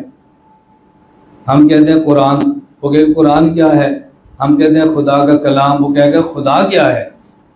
تو ہمیں بتائیں, ہم جو منکر توحید کو توحید کا قائل کریں گے تو عقل سے یا نقل سے؟ عقل سے نا, نقل سے نہیں. توجہ, عقل سے. اس لیے حضرت عیسیٰ علیہ السلام اور رسول اللہ صلی اللہ علیہ وسلم کے درمیان یہ جو 550-600 سال کا زمانہ ہے, فترت وحی کا زمانہ, اس دور میں بھی اگر کوئی توحید کا قائل نہیں تھا تو ہم اس کو مشرک کہتے ہیں. وحی تو تھی نہیں, تو کس بنیاد پہ مشرک ہے؟ اس کے ذمہ بھی تھا کہ عقل تھی لہذا ایمان لائے. تو بنیاد ان 3 عقائد میں وہ عقل ہے. توجہ رکھنا, یہ میں نے ایک شبے کا جواب دینا, آگے میں نے کیوں بات چڑھی ہے یہ میں رکھ لیں. اچھا, اس کے بعد چلے رسالت. رسول اکرم صلی اللہ علیہ وسلم نے جب اعلان نبوت فرمایا تو آپ نے اہل مکہ کو جمع کیا اور آپ نے فرمایا کیا؟ مجھ پر وحی آئی ہے, یہ فرمایا نہیں. فرمایا لبثت فیکم عمرا, میں تمہارے اندر 40 سال تک ٹھہرا ہوں. حل وجدتمونی صادقا ام کاذبا, تم نے کیسا پایا؟ کہا جربناک غیر مرہ, آپ بہت سچے ہیں. ما وجدنا فیک الا صدقا, آپ نے ہمیشہ سچ بولا ہے. میں کو اس پہاڑ کے پیچھے فوج رات حملہ کرے گی, مانو گے؟ یہ نہیں ہے. کہا اگر میں کہوں تو مانو گے؟ کہا مانے کیوں؟ تو جھوٹ نہیں بولتا. اور میں قولو لا الہ الا اللہ. تو آپ نے پہلے کیا پیش کیا؟ عقلی دلیل. پہلے آپ نے عقل سے اپنا سچا ہونا ثابت کیا اور اس کے بعد آپ نے مقدمہ پیش کیا. لبستو, یہ آپ نے اپنی ذات پیش کی ہے. سمجھئے, لبستو فیکم عمرا حل وجدتمونی صادقا ام کاذبا. تو اللہ کے رسول صلی اللہ علیہ وسلم نے توحید اور اپنی نبوت سمجھانے کے لیے نقل کو پیش نہیں کیا بلکہ عقل کو پیش کیا ہے. یہاں ایک بات سمجھ لیں, مرزا غلام احمد قادیانی نے دعوی نبوت کیا. میں بہت ساری باتیں آپ کو تھوڑے وقت میں عرض کر رہا ہوں. مرزا غلام احمد قادیانی نے دعوی نبوت کیا علماء نے مرزا غلام احمد قادیانی کی دعوی نبوت کا رد کیا اور ساتھ اس کی ذات پر اعتراض کیا، یہ شرابی ہے، یہ زانی ہے، انگریز کا ٹوٹ ہے، یہ جھوٹ بولتا ہے، فلاں فلاں فلاں۔ تو کالج اور یونیورسٹی کا وہ لڑکا کہ جس کے پاس دین کا درد ہے لیکن دین کا علم نہیں ہے، اس کا اعتراض یہ تھا کہ علماء کو چاہیے کہ مرزا قادیانی کی ذات پر بات نہ کریں، ذاتیات کسی کے نہیں اچھالتے، مرزا کے مسئلے پر بات کریں۔ تم ذاتیات پہ کیچڑ کیوں اچھالتے ہو؟ ذاتیات پہ کیچڑ کیوں اچھالتے ہو؟ توجہ رکھنا۔ تو ہم نے کالج کے لڑکے کو سمجھایا، ایک ہوتا ہے نبی، ایک ہوتا ہے مولوی، ایک ہوتا ہے نبی اور ایک ہوتا ہے مولوی۔ جو دعوی نبوت کرے پہلے اس کی ذات کو دیکھتے ہیں، پھر اس کی بات کو دیکھتے ہیں، اور جو مولوی ہونے کا دعویٰ کرے اس کی ذات نہیں دیکھتے، اس کی بات دیکھتے۔ تو بات سمجھ آ گئی؟ دیکھیں میری بات سمجھ لیں، جو نبی جس قوم کا نبی ہوتا ہے نا، اس نبی کی امت میں اس سے زیادہ خوبصورت کوئی بندہ نہیں ہوتا، نبی سے خوبصورت کوئی نہیں ہوتا۔ اور مولوی جس قوم کا مولوی ہے، یہ مولوی کے لیے بھی شرط ہے کہ مولوی سے خوبصورت کوئی نہ ہو۔ کہاں سے لائیں گے آپ یہ شہزادے امامت کے لیے؟ بھائی یہ تو ہمارے جیسی گزارا کریں گے۔ مولوی کا معاملہ الگ ہے، نبی کا معاملہ الگ ہے۔ تو ہم نے کہا مرزا قادیانی نے نبی ہونے کا دعویٰ نہیں کیا، اس نے نبی ہونے کا دعویٰ کیا، مولوی ہونے کا دعویٰ، یہ مولوی ہونے کا دعویٰ کرتا، ہم اس کی ذات زیر بحث نہ لاتے، اس کے مسائل کو زیر بحث لاتے۔ اس نے نبی ہونے کا دعویٰ کیا ہے، پہلے اس کی ذات دیکھیں گے پھر اس کی بات دیکھیں گے، پہلے ذات دیکھیں گے پھر۔ اللہ کے نبی نے کیا فرمایا؟ لبستو، پہلے ذات پیش کی یا پہلے بات پیش کی؟ پہلے ذات پیش کی ہے۔ نبی پہلے ذات پیش کرتا ہے، اس کے بعد بات پیش کرتا ہے۔ میں آپ کے پاس ہے تو میں نے آپ سے کہا میری اتنی عمر ہو گئی، کبھی آپ نے سنا میں نے نماز نہیں پڑھی، کبھی آپ نے سنا میں نے گناہ نہیں کیا، کبھی آپ نے سنا میں بہت اچھا ہوں۔ میرا دعویٰ ہی نہیں، میں تھوڑا معصوم ہوں۔ میں کہتا جو میں بات کروں اس پہ بات کرو، میرے عقیدے پر بات کرو، میرے مذہب پر بات کرو، میری دلیل کو توڑو، میں دلائل کی بات کروں، ذات کو پیش نہیں کر رہا۔ تو میں کہہ رہا تھا کہ بنیادی عقائد کتنے ہیں؟ توحید اور ان میں بنیاد دلائل عقلیہ، ہاں دو دلائل عقلیہ اور نقلیہ، بنیاد دلائل عقلیہ ہیں۔ تو دلائل عقلیہ یہاں پر مثبتہ ہوتے ہیں اور دلائل نقلیہ اس کے مؤیدہ ہوتے ہیں۔ یہ میں نے کیوں بتایا؟ یہ میں نے اس لیے بتایا کہ آپ میں سے جو طلباء عقائد کی کتابیں پڑھتے ہیں نا، آپ کے نصاب میں کون سی کتاب ہے؟ عقائد نسبیہ، اسی کی ہوئی نا شرح، عقائد نسبیہ کی شرح ہوئی نا، عقیدہ تحاویہ۔ اب دیکھیں آپ عقائد نسبیہ پوری اٹھا کے دیکھ لیں، وہاں بات عقلی ہے یا نقلی ہے؟ تو طلباء کہتے ہیں یار یہ کیسی عقیدی کتاب ہے، اس میں ساری نقل کو چڑھی ہوئی ہے۔ یہ ان کو میں جواب دے رہا ہوں جن علماء کو عقیدے پر مہارت نہیں ہے اور علم الکلام پہ بحث کرتے ہیں، یہ عقلی باتیں کرتے ہیں، عقلی باتیں کرتے ہیں، اور بھائی دلائل چلتے ہی عقل سے ہیں۔ اب بات سمجھ آ رہی؟ میں ابھی جب آپ کے پاس بنگلہ دیش آیا ہوں تو اس اتوار کو میں آخری سبق العقائد النسبیہ کا پڑھا کر آیا۔ میں نے العقائد النسبیہ جو مکمل ہے یہ پڑھائی ہے 8 دن میں۔ کتنے دن میں؟ 8 دن میں پوری کتاب۔ میری ترتیب ہوتی ہے کہ میں کتاب پڑھاتا ہوں، ویڈیو ریکارڈ کراتا ہوں، سبق پڑھاتا ہوں، پھر اس کو لکھواتا ہوں۔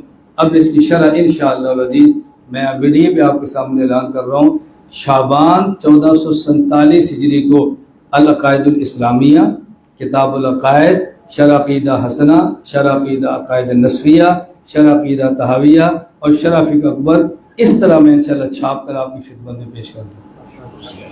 میں جب کرتا ہوں میں پہلے اعلان کرتا ہوں فلاں تاریخ تک یہ مجھے دیکھے سے یاد آئی، یہ میں لے کر آیا تھا آپ کو دکھانے کے لیے۔ میں نے مدینہ منورہ میں شوال 1447 ہجری کو اعلان کیا کہ میں انشاءاللہ شوال میں نے اعلان کیا یہ 46 کو، 46 میں نے بتایا کہ انشاءاللہ محرم 1447 ہجری کو میں آپ کو 12 کتابیں دوں گا۔ یہ میں نے 12 دی ہیں۔ پھر 12 کتاب دیکھ رہے ہیں، حضرت ابوبکر صدیق حیات و خدمات، اعتراضات کے جوابات، یہ میں لائبریری میں ہدیہ پیش کر کے جا رہا ہوں. حضرت عمر فاروق حیات و خدمات اعتراضات کے جوابات.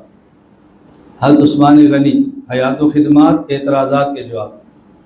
حضرت علی حیات و خدمات اعتراضات کے جوابات. حضرت حسن حیات و خدمات اعتراضات کے جوابات. حضرت حسین حیات و خدمات اعتراضات کے جوابات.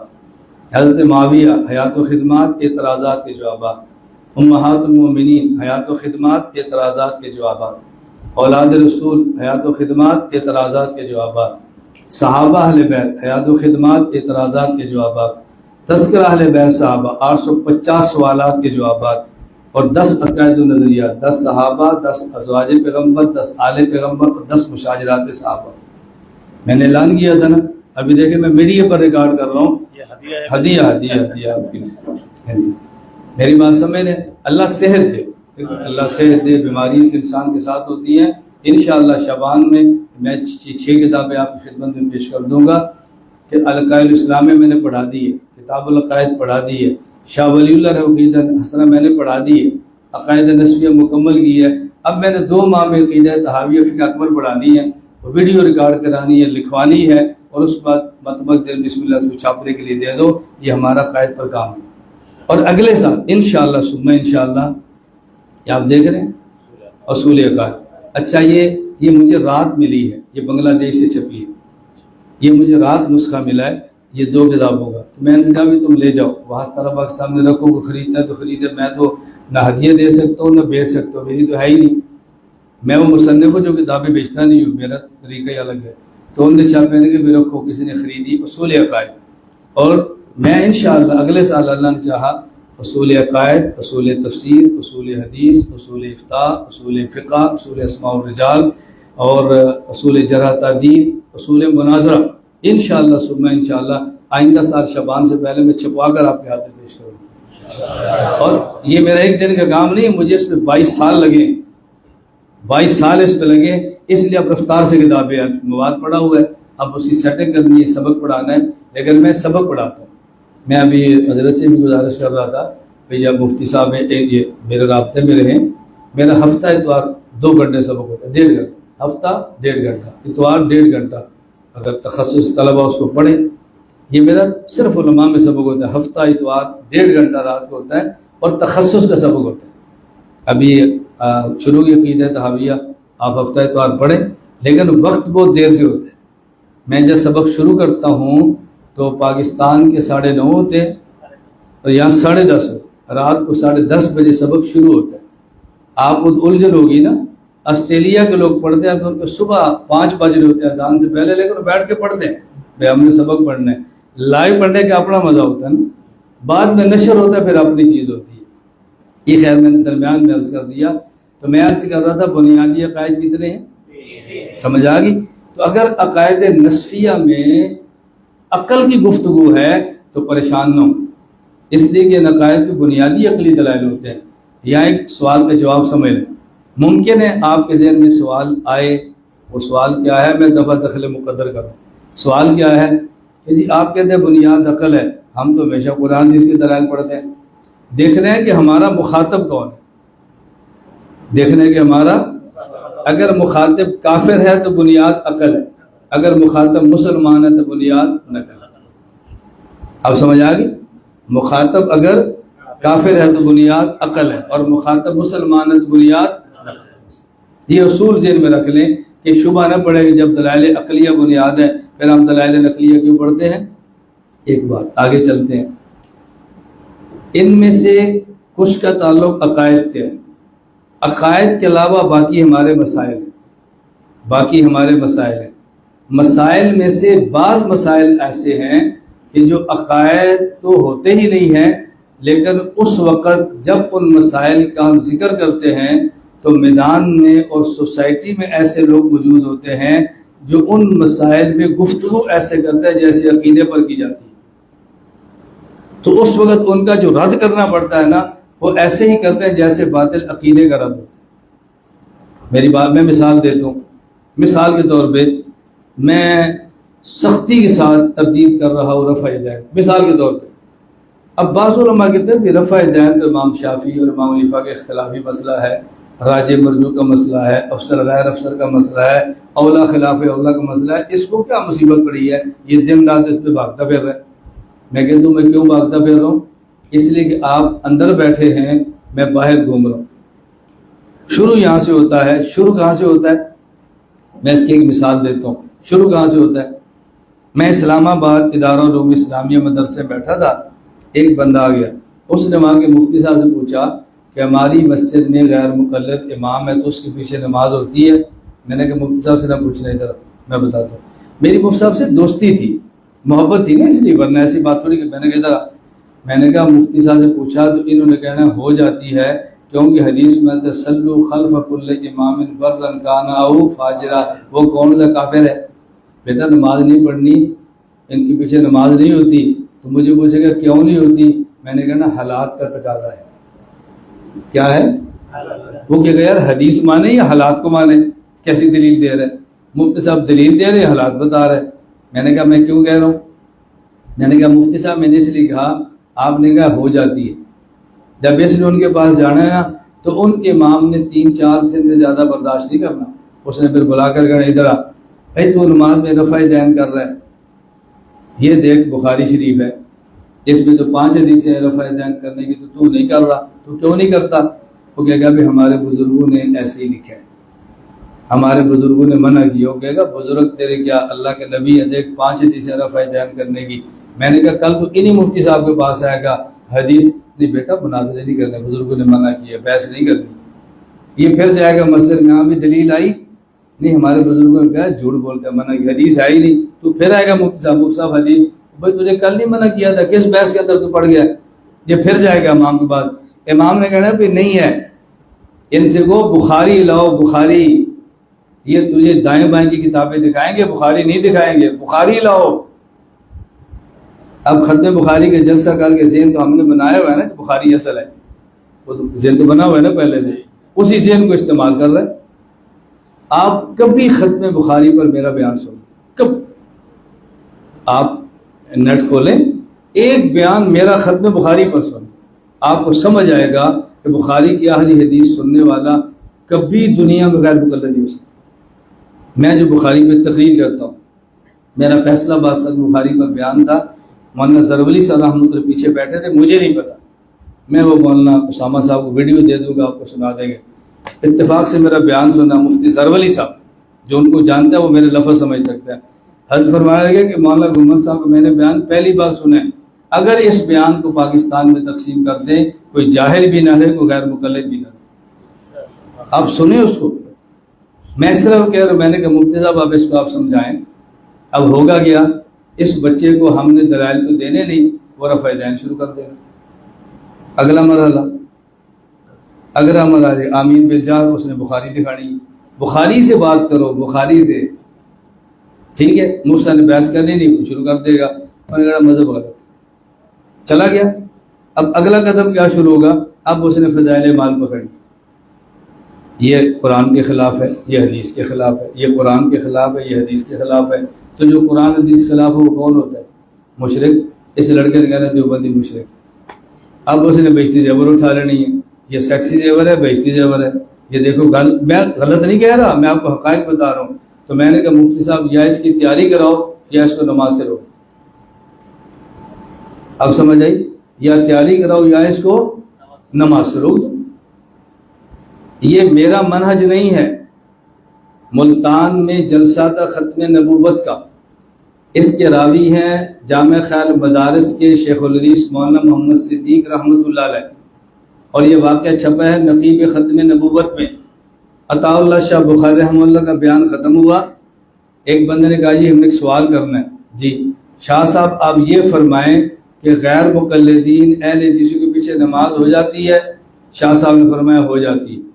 عطا اللہ شاہ بخاری رحمۃ اللہ علیہ، مولانا خیر محمد جلندی رحمۃ اللہ علیہ، حکیم الامت حضرت تھانوی کے خلیفہ مجاز حضرت کھڑے ہو گئے، اور میں جلسے کا صدر ہوں، میں حق کے صدارت میں 2 باتیں کہنا چاہتا ہوں، میزبان سے اجازت ہے؟ کہا جی اجازت ہے۔ مولانا خیر جلندی فرمانے لگے کہ قادیانیت کے خلاف کس بندے کو ساتھ ملانا ہے، یہ عطا اللہ شاہ بخاری کا عنوان ہے، اور مصلی پہ کھڑا کس کو کرنا ہے، نماز کس کے پیچھے ہوتی ہے، یہ خیر محمد جلندری کا عنوان ہے، نماز نہیں ہوتی، نماز نہیں ہوتی، یہ حکیم الامت تھانوی کا خلیفہ بات کر رہا ہے، چلو میرے بارے میں آپ کہہ رہے ہیں، مولانا خیر محمد کو آپ کیا کہیں؟ فرمائے نہیں ہوتی۔ میں نے مثال آپ کو کیا دی ہے؟ میں نے مثال آپ دی ہے کہ بسا اوقات سوسائٹی میں مسائل ہوتے ہیں لیکن مخالف اس پر عقیدے کی طرح محنت کرتا ہے تو اس کی تردید پھر عقیدے کی طرح کی جاتی ہے۔ مجھے آپ بتائیں، ہمارے پاس کوئی بچہ آئے تو ہم اس کو تعویذ لکھ کے دیتے ہیں کہ نہیں؟ بولیے، اور تعویذ گلے میں لٹکا لیتا ہے، غیر مقلد کیا کہتا ہے؟ اب آپ اس کی تردید کیسے کریں گے؟ بھئی یہ تو مسئلہ ہے کہ کس بحث میں آپ پڑھے ہیں، یہ تو ہی چرے کا بھئی ہم نہیں کہہ رہے، اس نے بحث چڑھی ہے، اب ہماری مجبوری ہے اس کا عوام میں رد کرنا۔ تو لوگ کہتے ہیں اتنی شدت سے کیوں کرتے ہیں؟ بھئی جس کو وہ شرک کہہ رہے اس کی شدت سے رد نہیں کریں گے تو کیا کریں گے؟ میری بات سمجھ آ رہی ہے؟ میں یہ باتیں کہتا ہوں، ان باتوں کو سمجھیں۔ مجھے بتائیں، ہم کہتے ہیں کہ دین پر عمل کرنے کی آسان ترین صورت تقلید ہے، اور غیر مقلد کہتے ہیں تقلید کرنا شرک پھر رسالت ہے۔ اب آپ اس کی تردید نہیں کریں گے تو پھر کیا کریں گے؟ یہ میں نے بات کیوں سمجھائی ہے؟ آپ میں سے وہ طلباء جو العقائد النسفیہ پڑھتے ہیں، وہ کل عقائد النسفیہ نہیں، آج عقائد النسفیہ کھولیں، مطالعہ کریں، یا میرے پاس لے آئیں، میں آپ کو دکھا دیتا ہوں کہ علامہ نسفی رحمۃ اللہ علیہ نے عقائد کی بات ختم کر کے آخر میں مسائل کو چھوڑا ہے، مسئلہ الخفین کو چھیڑا ہے، نماز کا مسئلہ چھیڑا ہے، فلاں چھیڑا ہے، اور اس کے بعد علامہ تفتزانی سعد الدین کہتے ہیں بھئی یہ عقائد کی کتاب میں مسائل کہاں سے آگے؟ کہ اس لیے کہ لوگوں نے مسائل کو عقیدہ کا درجہ دے دیا تھا تو اس کا رد پھر بد عقیدے کی طرح کرنا پڑتا ہے۔ اب میری پاس یہ میرا طرز نہیں ہے، یہ 800 سال پرانی باتیں میں آپ سے کر رہا ہوں۔ امام طحاوی اس سے پرانا آدمی ہے، آپ طحاوی اٹھا لیں، مسائل کو چھیڑا ہوا ہے، اور الفقہ الاکبر اٹھا لیں، وہاں مسائل کو چھیڑا، امام حنیفہ کی کتاب رحمۃ اللہ علیہ۔ میں اصولی باتیں عرض کر رہا ہوں، یہ بات آپ کو سمجھ آ گئی ہے؟ عقائد کو بھی پڑھیں اور عقائد کے ساتھ ان مسائل کو بھی پڑھیں، ان مسائل کو بھی۔ اور اگر آپ کو کسی میدان میں، گاؤں میں، شہر میں، دیہات میں کبھی کسی مسئلے پر مناظرہ کرنا پڑ جائے، یہ بیٹا بات توجہ سمجھ لینا، کوئی مخالف للکارے اور مناظرہ کرنا پڑ جائے تو مناظرے میں جلدی نہ کرنا۔ مناظرے کے 3 سٹیپ ہیں، تدریجن ہے، آہستہ آہستہ۔ میرا منہج مناظرے میں کیا ہے؟ میرا مناظرہ منہج یہ ہے کہ میرا کبھی بھی مناظرہ نہیں ہو، میں صدر بنا ہوں، معاون بنا ہوں، شرائط لکھی ہیں، میرا کبھی نہیں ہو۔ اس کی وجہ بات سمجھ لیں، میرا منہج مناظرے میں یہ ہے کہ جس موضوع پر کوئی بندہ آپ کو مناظرے کے لیے بلائے، انہیں کہ جی جس موضوع پر آپ نے مناظرہ کرنا ہے، ہم اس موضوع پر پہلے تربیتی نشست کریں گے۔ کیا کریں گے؟ بولیں، تربیتی۔ نمبر 2، اس مسئلے پر آپ کے محلے میں جلسہ کریں گے۔ نمبر 3، اس کے بعد اس مسئلے پر مناظرہ کریں گے۔ کیوں؟ مناظرہ علمی جنگ ہے، جنگ سے پناہ مانگنی چاہیے، اور جب آ جائے تو ڈٹ جانی چاہیے۔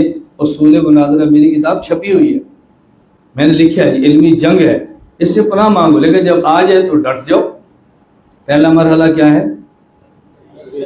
تربیت رسید۔ دوسرا مرحلہ جلسہ۔ تیسرا مرحلہ بات سمجھ۔ یہ میں بات کیوں کہتا ہوں؟ میں ایک مثال دیتا ہوں۔ آپ کے محلے میں، آپ کے گاؤں میں، کسی علاقے میں یہ غیر مقلد ہے، اب اس نے محنت کی ہے، لوگوں کو پڑھایا ہے رفع دین کے مسئلے پر کہ یہ دیکھو بخاری میں 5 حدیثیں ہیں، اللہ کے نبی صلی اللہ علیہ وسلم رفع دین کرتے تھے، یہ حنفی نہیں کرتے، یہ حدیث کے خلاف ہے۔ توجہ رکھیں، اب اگر انہوں نے مناظرے کا چیلنج دے دیا اور آپ مناظرے کے لیے چلے گئے، مناظرہ شروع ہو گیا، تو جو بندے اس کے ساتھ ہیں وہ تو تیار ہو کر آئے ہیں نا، اور جو ہمارے ساتھ ہیں ان کی کوئی تیاری نہیں۔ اب آپ 1000 دلائل دے لیں، 1000 دلائل، ان کے لڑکے ہمارے لڑکوں سے کہیں گے اور ہمارے لڑکے ہمیں کہیں گے کہ یار ہمارے مناظر نے ترک رفع دین کے دلائل تو بہت دیے ہیں لیکن یہ ماننا پڑے گا بخاری پیش نہیں کی، یہ کہیں گے نا، یہ ماننا پڑے گا بخاری ان کے پاس ہے، باقی دلائل دیے ہیں، یہ ذہن بنے گا نا۔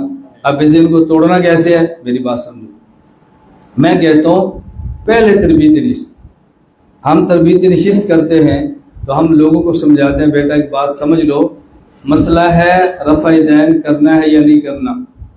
رسول اکرم صلی اللہ علیہ وسلم نے اپنی نماز میں فلاں میں اب تفصیل مسئلے پہ نہیں جا رہا، یہ مسئلہ چھیڑوں گا تو 2-3 گھنٹے چاہیے نا، میں خلاصہ بیان کر رہا ہوں۔ نبی کریم صلی اللہ علیہ وسلم نے رکوع جاتے اٹھتے رفع الیدین فرمایا ہے، توجہ، آپ رفع الیدین فرمایا ہے۔ اس کے بعد سوال یہ ہے کہ آپ نے ہمیشہ فرمایا تھا یا آپ نے چھوڑ دیا تھا؟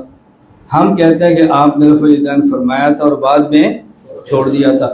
اب اگر رفع الیدین کرنے کی حدیث بخاری میں آ جائے تو کوئی فرق نہیں پڑتا، بات سمجھ رہے بھائی؟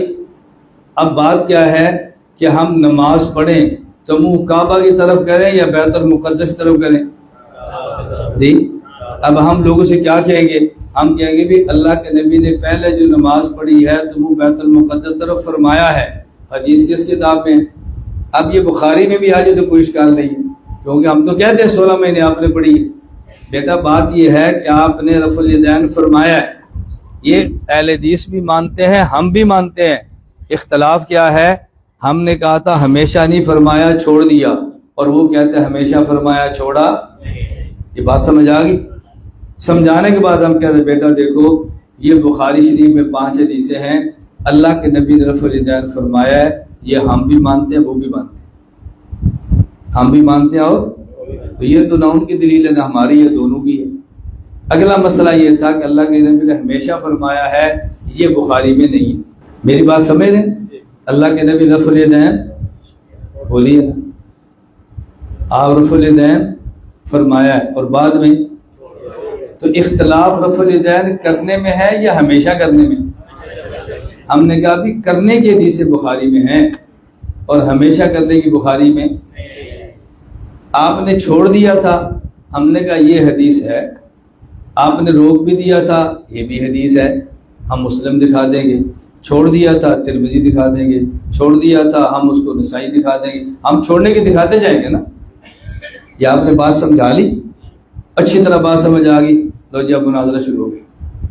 ہم نے بندے بھی تیار کر لیے نا۔ اب جب غیر مقلد اٹھ کے 5 حدیث بخاری کی پڑھے گا تو ہمارے لڑکے ہنسیں گے، ہمارے لڑکے ہنسیں گے، وہ پریشان ہوگا، میں بخاری پڑھتا ہوں، یہ ہنستے ہیں، اس کو غصہ چڑھے گا، میں بخاری پڑھ رہا ہوں تم ہنس رہے ہو، اللہ کے نبی کی حدیث پڑھو تم ہنس رہے ہو۔ ہم کہتے ہیں بخاری پڑھنے پہ نہیں ہنس رہے، تیرے دھوکے پہ ہنس رہے، یہ حدیث پہ نہیں ہنس رہے، جو حدیث کے نام پہ تو عوام کو الو بنا رہے اس پہ ہنس رہے، اس لیے ہنستے ہیں۔ حدیث پر ہنسنا تو کفر ہے، کیوں ہنسیں گے بھائی؟ حدیث کا کیوں مذاق اڑائیں گے؟ اچھا جب وہ بیٹھے گا، آپ مناظر ہیں، آپ دلیل نہیں دیں گے، آپ کے لڑکے کیا کہیں گے؟ آپ دلیل نہیں دیں گے، آپ کے لڑکے کیا کہیں گے؟ مولانا صاحب کیوں جھوٹ بولتے ہو؟ ہم تو مانتے ہیں حضور نے کیا تھا رفع الیدین، آپ اس پہ دلیل دو نا، ہمیشہ کیا تھا، یہ تو بخاری میں نہیں ہے۔ بتائے مناظر آپ کے حق میں جا رہا ہے کہ نہیں جا رہا؟ میں یہ دنیا میں رہتا ہوں، پہلے تربیت نہیں شست، لوگ کہتے ہیں نہیں مناظرہ، میں نے کہا میں نہیں کرتا، کسی اور مناظر کو بلا لو، بہت تیار مارکیٹ پہ بیٹھے ہیں لڑنے کے لیے، میں نہیں لڑنا چاہتا۔ اچھا میں ایک سوال آپ سے کرتا ہوں، اگر یہ طرز اختیار کریں امت میں لڑائی پیدا ہوگی یا ختم ہوگی؟ تو میں لڑائی بڑھا رہا ہوں یا کم کر رہا ہوں؟ میں نے تو لڑائیاں ختم کر دی ہیں، لوگ کہتے ہیں لڑا رہے، میں تو طرز اختیار کر رہا ہوں کہ لڑائیاں ختم ہو جائیں، میں وہ طرز اختیار نہیں کر رہا لڑائی ہو۔ میں آپ کو یہ ترغیب نہیں دے رہا مناظرے کرو، میں آپ کو یہ ترغیب دے رہا ہوں کہ دین کا کام ایسا کرو مناظرے کی نوبت ہی نہ ہے۔ آپ سمجھ آئی بات؟ آپ اس طرح آپ ان کو نہ سمجھانا سیکھو۔ اچھا پھر ہم نے سمجھا لیا، بھئی دیکھو اس نے ایک بات کہنی ہے غیر مقرر، کیا کہنا ہے؟ بخاری شریف میں حدیث رفع الیدین کے بارے میں، کانا یرفع یدیہ حذو منکبیہ، کانا یرفع، یہ یرفع فعل مضارع ہے اور کانا فعل ناقصہ ہے، اور جب کانا فعل ناقصہ ماضی ہو اور فعل مضارع پر داخل ہو تو ماضی استمرار کا فائدہ دیتا ہے، اصول ہے نا۔ یہ ہم کس کو سمجھا رہے ہیں؟ اپنے لڑکے کو۔ اس کا جواب کیا ہے؟ یہ دیکھ بخاری ہے، اللہ کے نبی صلی اللہ علیہ وسلم نے نماز پڑھی ہے اور جوتے پہن کے پڑھی ہے، اس میں ہے کانا یصلی فی نعلی، کیا ہے؟ کانا یصلی، یہ کانا بھی ہے یصلی بھی ہے، اس سے سوال کرنا ہے کہ حضور ہمیشہ جوتے پہن کے نماز پڑھتے تھے؟ یہ کہا نہیں. تو کہا اس سے کانا نہیں تو اس سے ہمیشہ کا ثابت ہوا ہے. بات سمجھ آئی بھائی؟ یہ کانا ہے، یہ کانا ہے، نہیں سمجھ. ایک ہوتا ہے کانا عربی والا، ایک ہوتا ہے اردو میں کانا کسے کہتے ہیں جو اندھا ہو، اور پنجابی میں سے کہتے ہیں کانا. تو ہم نے کہا یہ کانا ہے جی، بنگلہ میں بھی کانا کہتے ہیں. تو ہم نے کہا یہ کانا ہے، یہ سے ماضی استمراری نہیں ثابت ہوتا ہے کانا ہے، کوئی اور کانا لاؤ. آپ مجھے بتاؤ کہ مناظرہ ہوگا کتنی میری بیٹا بات سمجھو، ہماری مجبوری کیا ہے؟ ہم اپنے مسائل پہ تیاری نہیں کرتے اور مناظرے کے لیے میدان میں اتر جاتے. میں کہتا ہوں تیاری کرو اور اپنے علاقے میں تیاری کراؤ، پھر آپ کو مناظروں کی ضرورت پیش نہیں آئے گی. اور ایک بات اور یاد رکھ لیں، ہماری غلطی کیا ہے؟ ہماری مطلب آپ تو طالب علم ہے نا، مثلا میں استاد عالم. ہماری غلطی کیا ہے؟ ہماری غلطی کیا ہے کہ ادھر سے مناظرہ کرنے کے لیے آتا ہے کالج کا لڑکا اور ہم پیش کرتے ہیں اپنا شیخ الحدیث. ادھر سے آ رہا ہے یونیورسٹی کا لڑکا اور ہم کسے کہتے ہیں؟ بھائی ترمذی کا استاد لاؤ، طحاوی کا استاد لاؤ، مفتی صاحب کو لاؤ. میں نہیں کہتا، میں کہتا ہوں نہیں، یہ اتفاقاً میں بالکل اس کے لیے چیز نہیں لایا تھا، اتفاقاً بات چل پڑی تو میں یہ ذکر کر رہا ہوں. میں نے کہا نہیں، ان کے کالج کا لڑکا ہے تو مناظرہ کرنے کے ادھر کون سا ہونا چاہیے؟ مناظرہ کو مناظرہ کیوں کہتے ہیں؟ مناظرہ نظر ان سے ہے، مناظرہ تو ان سے ہے. کیوں کہتے ہیں مناظرہ؟ مناظرے کو مناظرہ کہنے کی ایک وجہ یہ ہے کہ یہ دیکھا جائے گا کہ مد مقابل کیسا ہے، یہ دیکھنا چاہیے. تو آپ حیران ہوں گے، یہ اتفاقاً بات ہے. یہ دیکھیں، یہ کتاب الحدیث کی 4 جلدیں ہیں، یہ قرآنی قاعدہ ہے، یہ کتاب العقائد ہے، یہ اسلامی عقائد ہے. یہ دیکھیں، یہ اصول تفسیر، یہ اصول عقائد، اصول فقہ، یہ اصول حدیث. یہ کس کے لیے میں نے لکھی ہے؟ کتاب السیرت، کتاب الاداب، کتاب الصرف، اور یہ کتاب النحو. یہ میں نے کس کے لیے لکھی ہے؟ کالج کے لیے. کالج کے لیے میں کالج کے لڑکوں کو پڑھا رہا ہوں اور یونیورسٹی کے لڑکے تیار کر رہا ہوں ان مناظروں کے لیے. انشاءاللہ اللہ آپ کو بھی زندہ رکھے، اللہ مجھے بھی زندہ رکھے. مجھے 5 سال دے دیں، میں بتاؤں گا 5 سال میں پوری دنیا میں نے کتنی بڑی کھیت تیار کی. میں ایسے نہیں کھڑا ہو. یہ کالج کا لڑکا ہے، یہ آن لائن پڑھتا ہے، یہ بنگلہ دیش کا نہیں ہے، یہ کسی ملک سے مجھے ملنے کے لیے آیا ہے. اس نے آن لائن قرآن حفظ کیا. کتنے مہینے میں؟ 7 مہینے میں. اصل کی طرح یہ انگلینڈ سے آیا. مسلک، مذہب اور منہج. دیوبند تو کوئی مسلک نہیں ہے، دیوبند تو منہج.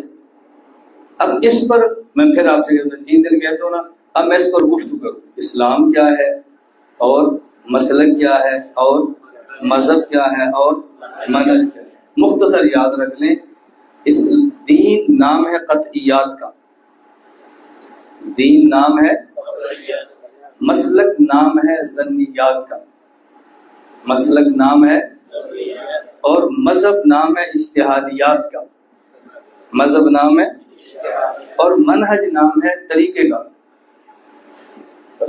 اب کیا دیوبند کا کیا جھگڑا بھائی؟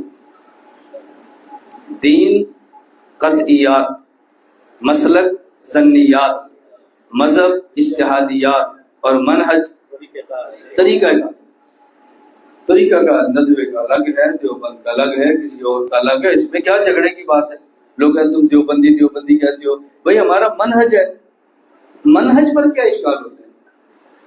ہر سکول کا منہج ہے، ہر جماعت کا منہج ہے، ہر حکومت کا منہج ہے، ہر کالج کا منہج ہے. ہم نے منہج طے کہ یہ تو ہے، اشکال کیا ہے؟ چلے میں آپ کو سنا دیں.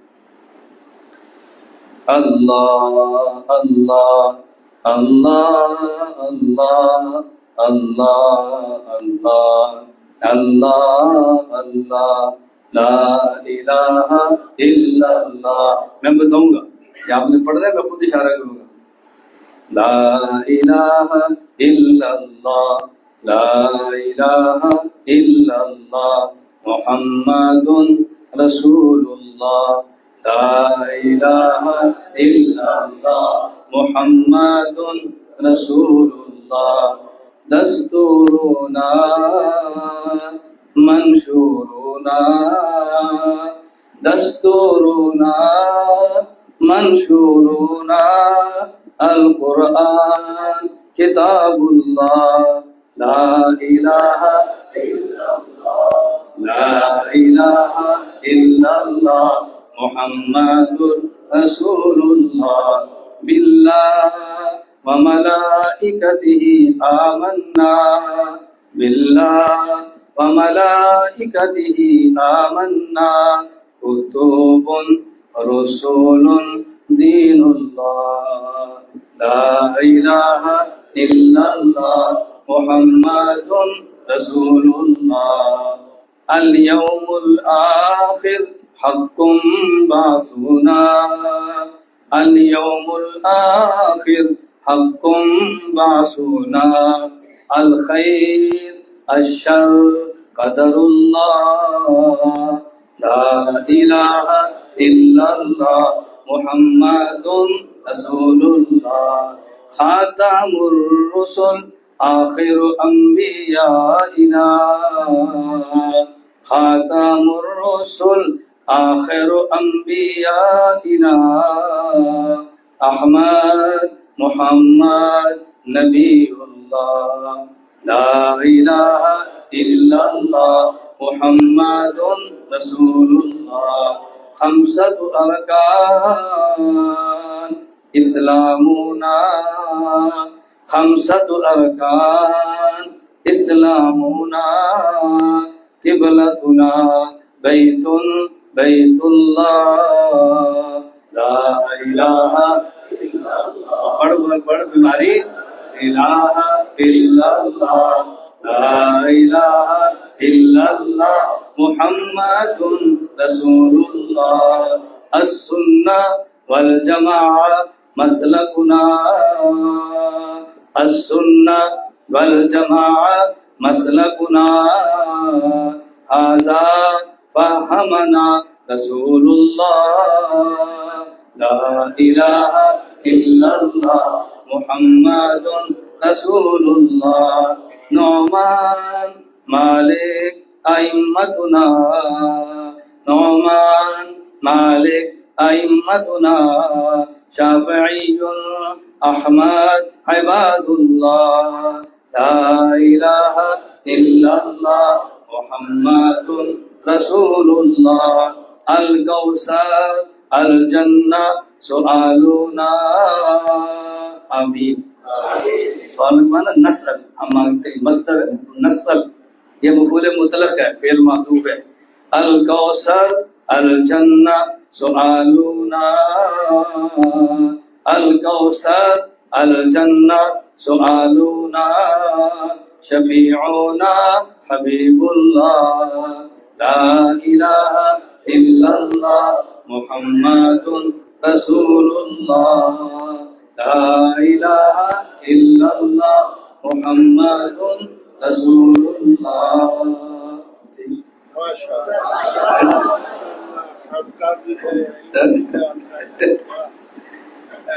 ہم ایسے مناظر ہیں ہم صوفی لوگ ہیں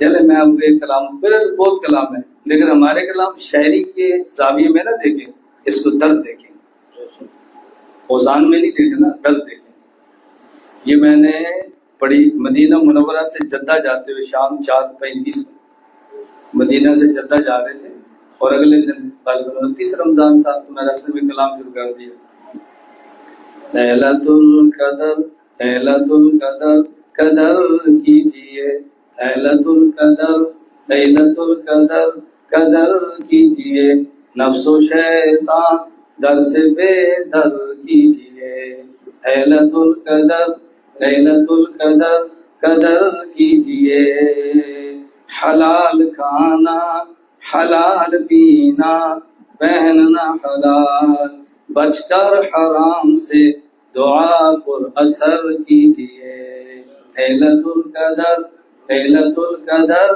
قدر کیجئے گھر سے جو نکلے نظریں جھکا کر گھر سے جو نکلیں نظریں جھکا کر، ہے رب کا حکم نیچے نظر کیجئے، لَيْلَةُ الْقَدْر لَيْلَةُ الْقَدْر قدر کیجئے۔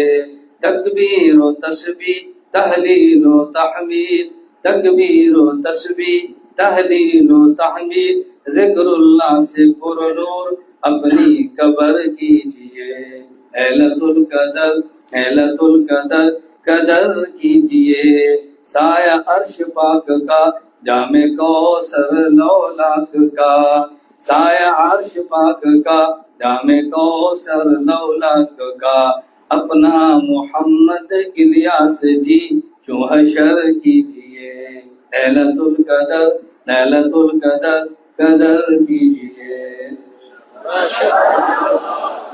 میں نے آج شروع میں کہا نا، عقائد کو ذکر اللہ سے جوڑو، الحاد نہیں آئے گا۔ خانقاہوں کو عقائد سے جوڑو، بدعت نہیں ہے۔ یہ منہج ہے مولانا گنگوہی کا، یہ منہج ہے مولانا قاسم نانوتوی کا، یہ منہج ہے شیخ الہند کا۔ میری بات سمجھ آ رہی؟ یہ منہج ہے ہمارے کابر کا۔ میں نے کہا نا دیوبندیت منہج ہے، منہج سمجھ آ رہا ہے؟ یہ ہے منہج۔ ہم ایسے لڑتے پہلے ہیں دیوبندیت میں، دیوبندیت منہج ہے، یہ منہج ہے۔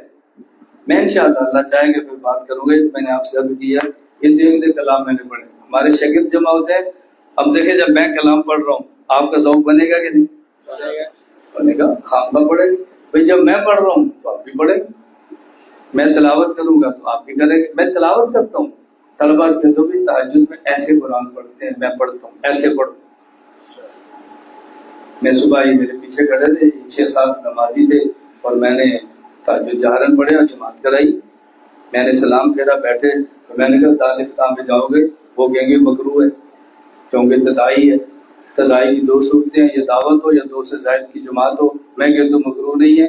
میں نے کہا مفتی بات کر تو مجھ سے بات کرانا، تم نے بات نہیں کرنا۔ بھائی یہی لکھا ہے نا میں تدائی مکروہ ہے، تدائی کی 2 صورتیں، یا بلایا جائے یا 2 سے زائد مکروہ، بس تو میرے مختلف بھی 2 سے زائد ہیں تو پھر بھی مکروہ نہیں۔ کیوں؟ میں اس لیے کہتا ہوں ہندوستان سے آیا ہے، وہ انگلینڈ سے آیا ہے، وہ فلانے ملک سے آیا ہے، یہ 2 دن میرے پیچھے تہجد پڑھیں تاکہ ان کو سمجھ آئے کہ تہجد میں قرآن کیسے پڑھا جاتا ہے۔ اس کا سنت و بدعت سے کیا بحث ہے؟ میں تو ان کو سکھانا چاہ رہا ہوں کہ ان کو رات کو اٹھ کے تہجد میں پڑھنے کا شوق پیدا ہو۔ آدمی دن کو 4 جلسے کرے، رات کو 12 بجے سوئے، پھر صبح 3:30 بجے اٹھے، وہ تہجد پڑھ سکتا ہے۔ بیٹا ایسے پڑھتے ہیں، میرے ساتھ پڑھو۔ میں آپ کے پاس آیا ہوں، میں صبح مسجد سے ذکر کرا کے آیا ہوں، یہ دیکھو بیٹھے ہم نے صبح پہلے تہجد پڑھے ہیں، پھر ذکر کی مجلس کی ہے، پھر فجر کی نماز پڑھی ہے۔ انہوں نے چائے پی ہے، میں نے نہیں۔ آپ ان سے پوچھ لیں، میں گاڑی میں بیٹھا ہوں، میں نے سورہ یاسین پڑھی۔ ایک عمل بھی میرا آج کے دن کا ختم نہیں، ایک عمل بھی، نہ تہجد، نہ مسجد سے ذکر، نہ چاشت، نہ اشراق، نہ سورہ یاسین، نہ یومیہ کی تلاوت، دن سبق آپ کے سامنے۔ یہ میں باتیں کیوں سنا؟ بیٹا عقائد پہ کہا، حضرت مدنی یہی کرتے تھے نا، شیخ الہند یہی کرتے تھے نا، یہی منہج ہے دیوبند کا۔ ہم دیوبند کا منہج کیا سمجھتے ہیں؟ لڑنا، اس سے لڑو، اس سے لڑو، اس سے لڑو، یہ دیوبند ہے۔ بات کرنا سیکھو، سلیقہ سیکھو۔ میں ایک واقعہ سنا کے بات ختم کر دیتا ہوں۔ علامہ خالد محمود رحمہ اللہ تعالیٰ انگلینڈ والے، آپ نے نام سنا ہوگا، فوت ہو گئے۔ یہ حضرت نے مجھے خود واقعہ سنایا، مجھ سے بہت محبت کرتے تھے، میں بتا نہیں سکتا، جو اس کے عینی گواہ ہیں آپ کو وہ بتائیں گے مجھ سے کتنا پیار کرتے تھے۔ حضرت فرماتے تھے انگلینڈ میں اہل بدعت نے دیوبندیوں کے خلاف گورنمنٹ برٹش کو درخواست کی، یہ وہ لوگ ہیں جب تم ہندوستان گئے تھے تو تم سے لڑتے تھے، اب انہوں نے انگلینڈ میں مدرسے، خانقاہیں، مراکز شروع کر دی ہیں، یہ مضبوط ہو گئے تو یہاں بھی لڑیں گے۔ کیسی سخت رپورٹ ہے۔ تو حضرت نے فرمایا کہ برٹش نے مساجد اور مدارس کو ایک فارم لکھا، بھی اس کو فارم فل کر کے بھیجو۔ اس میں ایک یہ تھا کہ دارالعلوم دیوبند کیوں بنایا گیا؟ دارالعلوم دیوبند ہم کیا کہتے ہیں؟ مولانا قاسم نانوتوی فرماتے ہیں دیوبند کی اینٹ سے تیر بج گئے، جنگ جاری رہی ہے۔ ہم نے یہ پڑھا ہوا ہے، ایک یہ لکھا دیوبند کیوں بنایا؟ حضرت فرماتے ہیں کہ فرماتے ہیں پاکستان تھا تو مجھ سے برطانیہ کے لوگوں نے رابطہ کیا کہ ہم نے باقی سارا شکیں لکھ لی ہیں، اس کا جواب کیا دیں؟ اگر میں اس کا جواب دو کہ لڑائی ہوئی، بہت سارے حضرات دونوں طرف سے مارے گئے، مولانا قاسم نوتی، مولانا گنگوہی، ہمارے قابل جمع ہوئے، تو انہوں نے مشورہ کیا کہ مدرسہ بنا دو تاکہ لڑکے لڑنا چھوڑ دیں، پڑھنا شروع کر دیں۔ کیا شروع کرے؟ لڑنا چھوڑ دیں۔ بات تو یہی تھی نا، مسئلہ کیا تھا؟ فی الوقت چھوڑ دیں، تو فی الوقت کو حذف کر دیا نا، تو کیا بھی لڑنا چھوڑ دیں۔ یہ ہے من سمجھتے نکلنا کیسے، ہم نے مخرج نکلنا کیسے، اپنا کام حلال طریقے پر کیسے چلانا ہے، لڑائی سے کیسے نکلنا ہے، اپنی قوم کو بچا کر کیسے رکھنا ہے، آئندہ نسلوں کو منتقل دین کیسے کرنا ہے۔ میں اس لیے نہ اپنے اکابر کو پڑھنے کے بعد اس سطح پہ پہنچاؤں، اپنے طالب علم کو، اپنی نوجوان نسل کو ہم نے عقائد سمجھانے ہیں، پڑھانے ہیں، تیار کرنا ہے، لیکن خانقاہی مزاج کے ساتھ تیار کرنا ہے تاکہ اپنے علاقوں میں جا کے لڑے نہیں، کام کریں، لڑے نہیں کام۔ ہم نے لڑنے کو دیوبندیت کا منظر سمجھا ہے، بھائی جہاں ضرورت ہو وہاں لڑے نا، بلا ضرورت لڑتے رہنا یہ کون سی دیوبندیت ہے؟ اللہ تعالیٰ مجھے اور آپ سب کو عمل کرنے کی توفیق عطا فرمائے۔ وآخر دعوانا الحمدللہ۔ بس باقی میں نے کہا بات تو بڑی ہے، سولہ قائد اور حضرت ابوبکر صدیق کی مجھے رات ہی ملی ہے، ساتھی لے کر آپ طلبہ لینا چاہیں تو وہاں سے لے لیں، نہ وہ میری ہے، نہ میں بیچتا ہوں، نہ پیسے کماتا ہوں، ان کی اس لیے میں کہتا آپ لینا چاہیں تو لے لیں۔ سبحان اللہ۔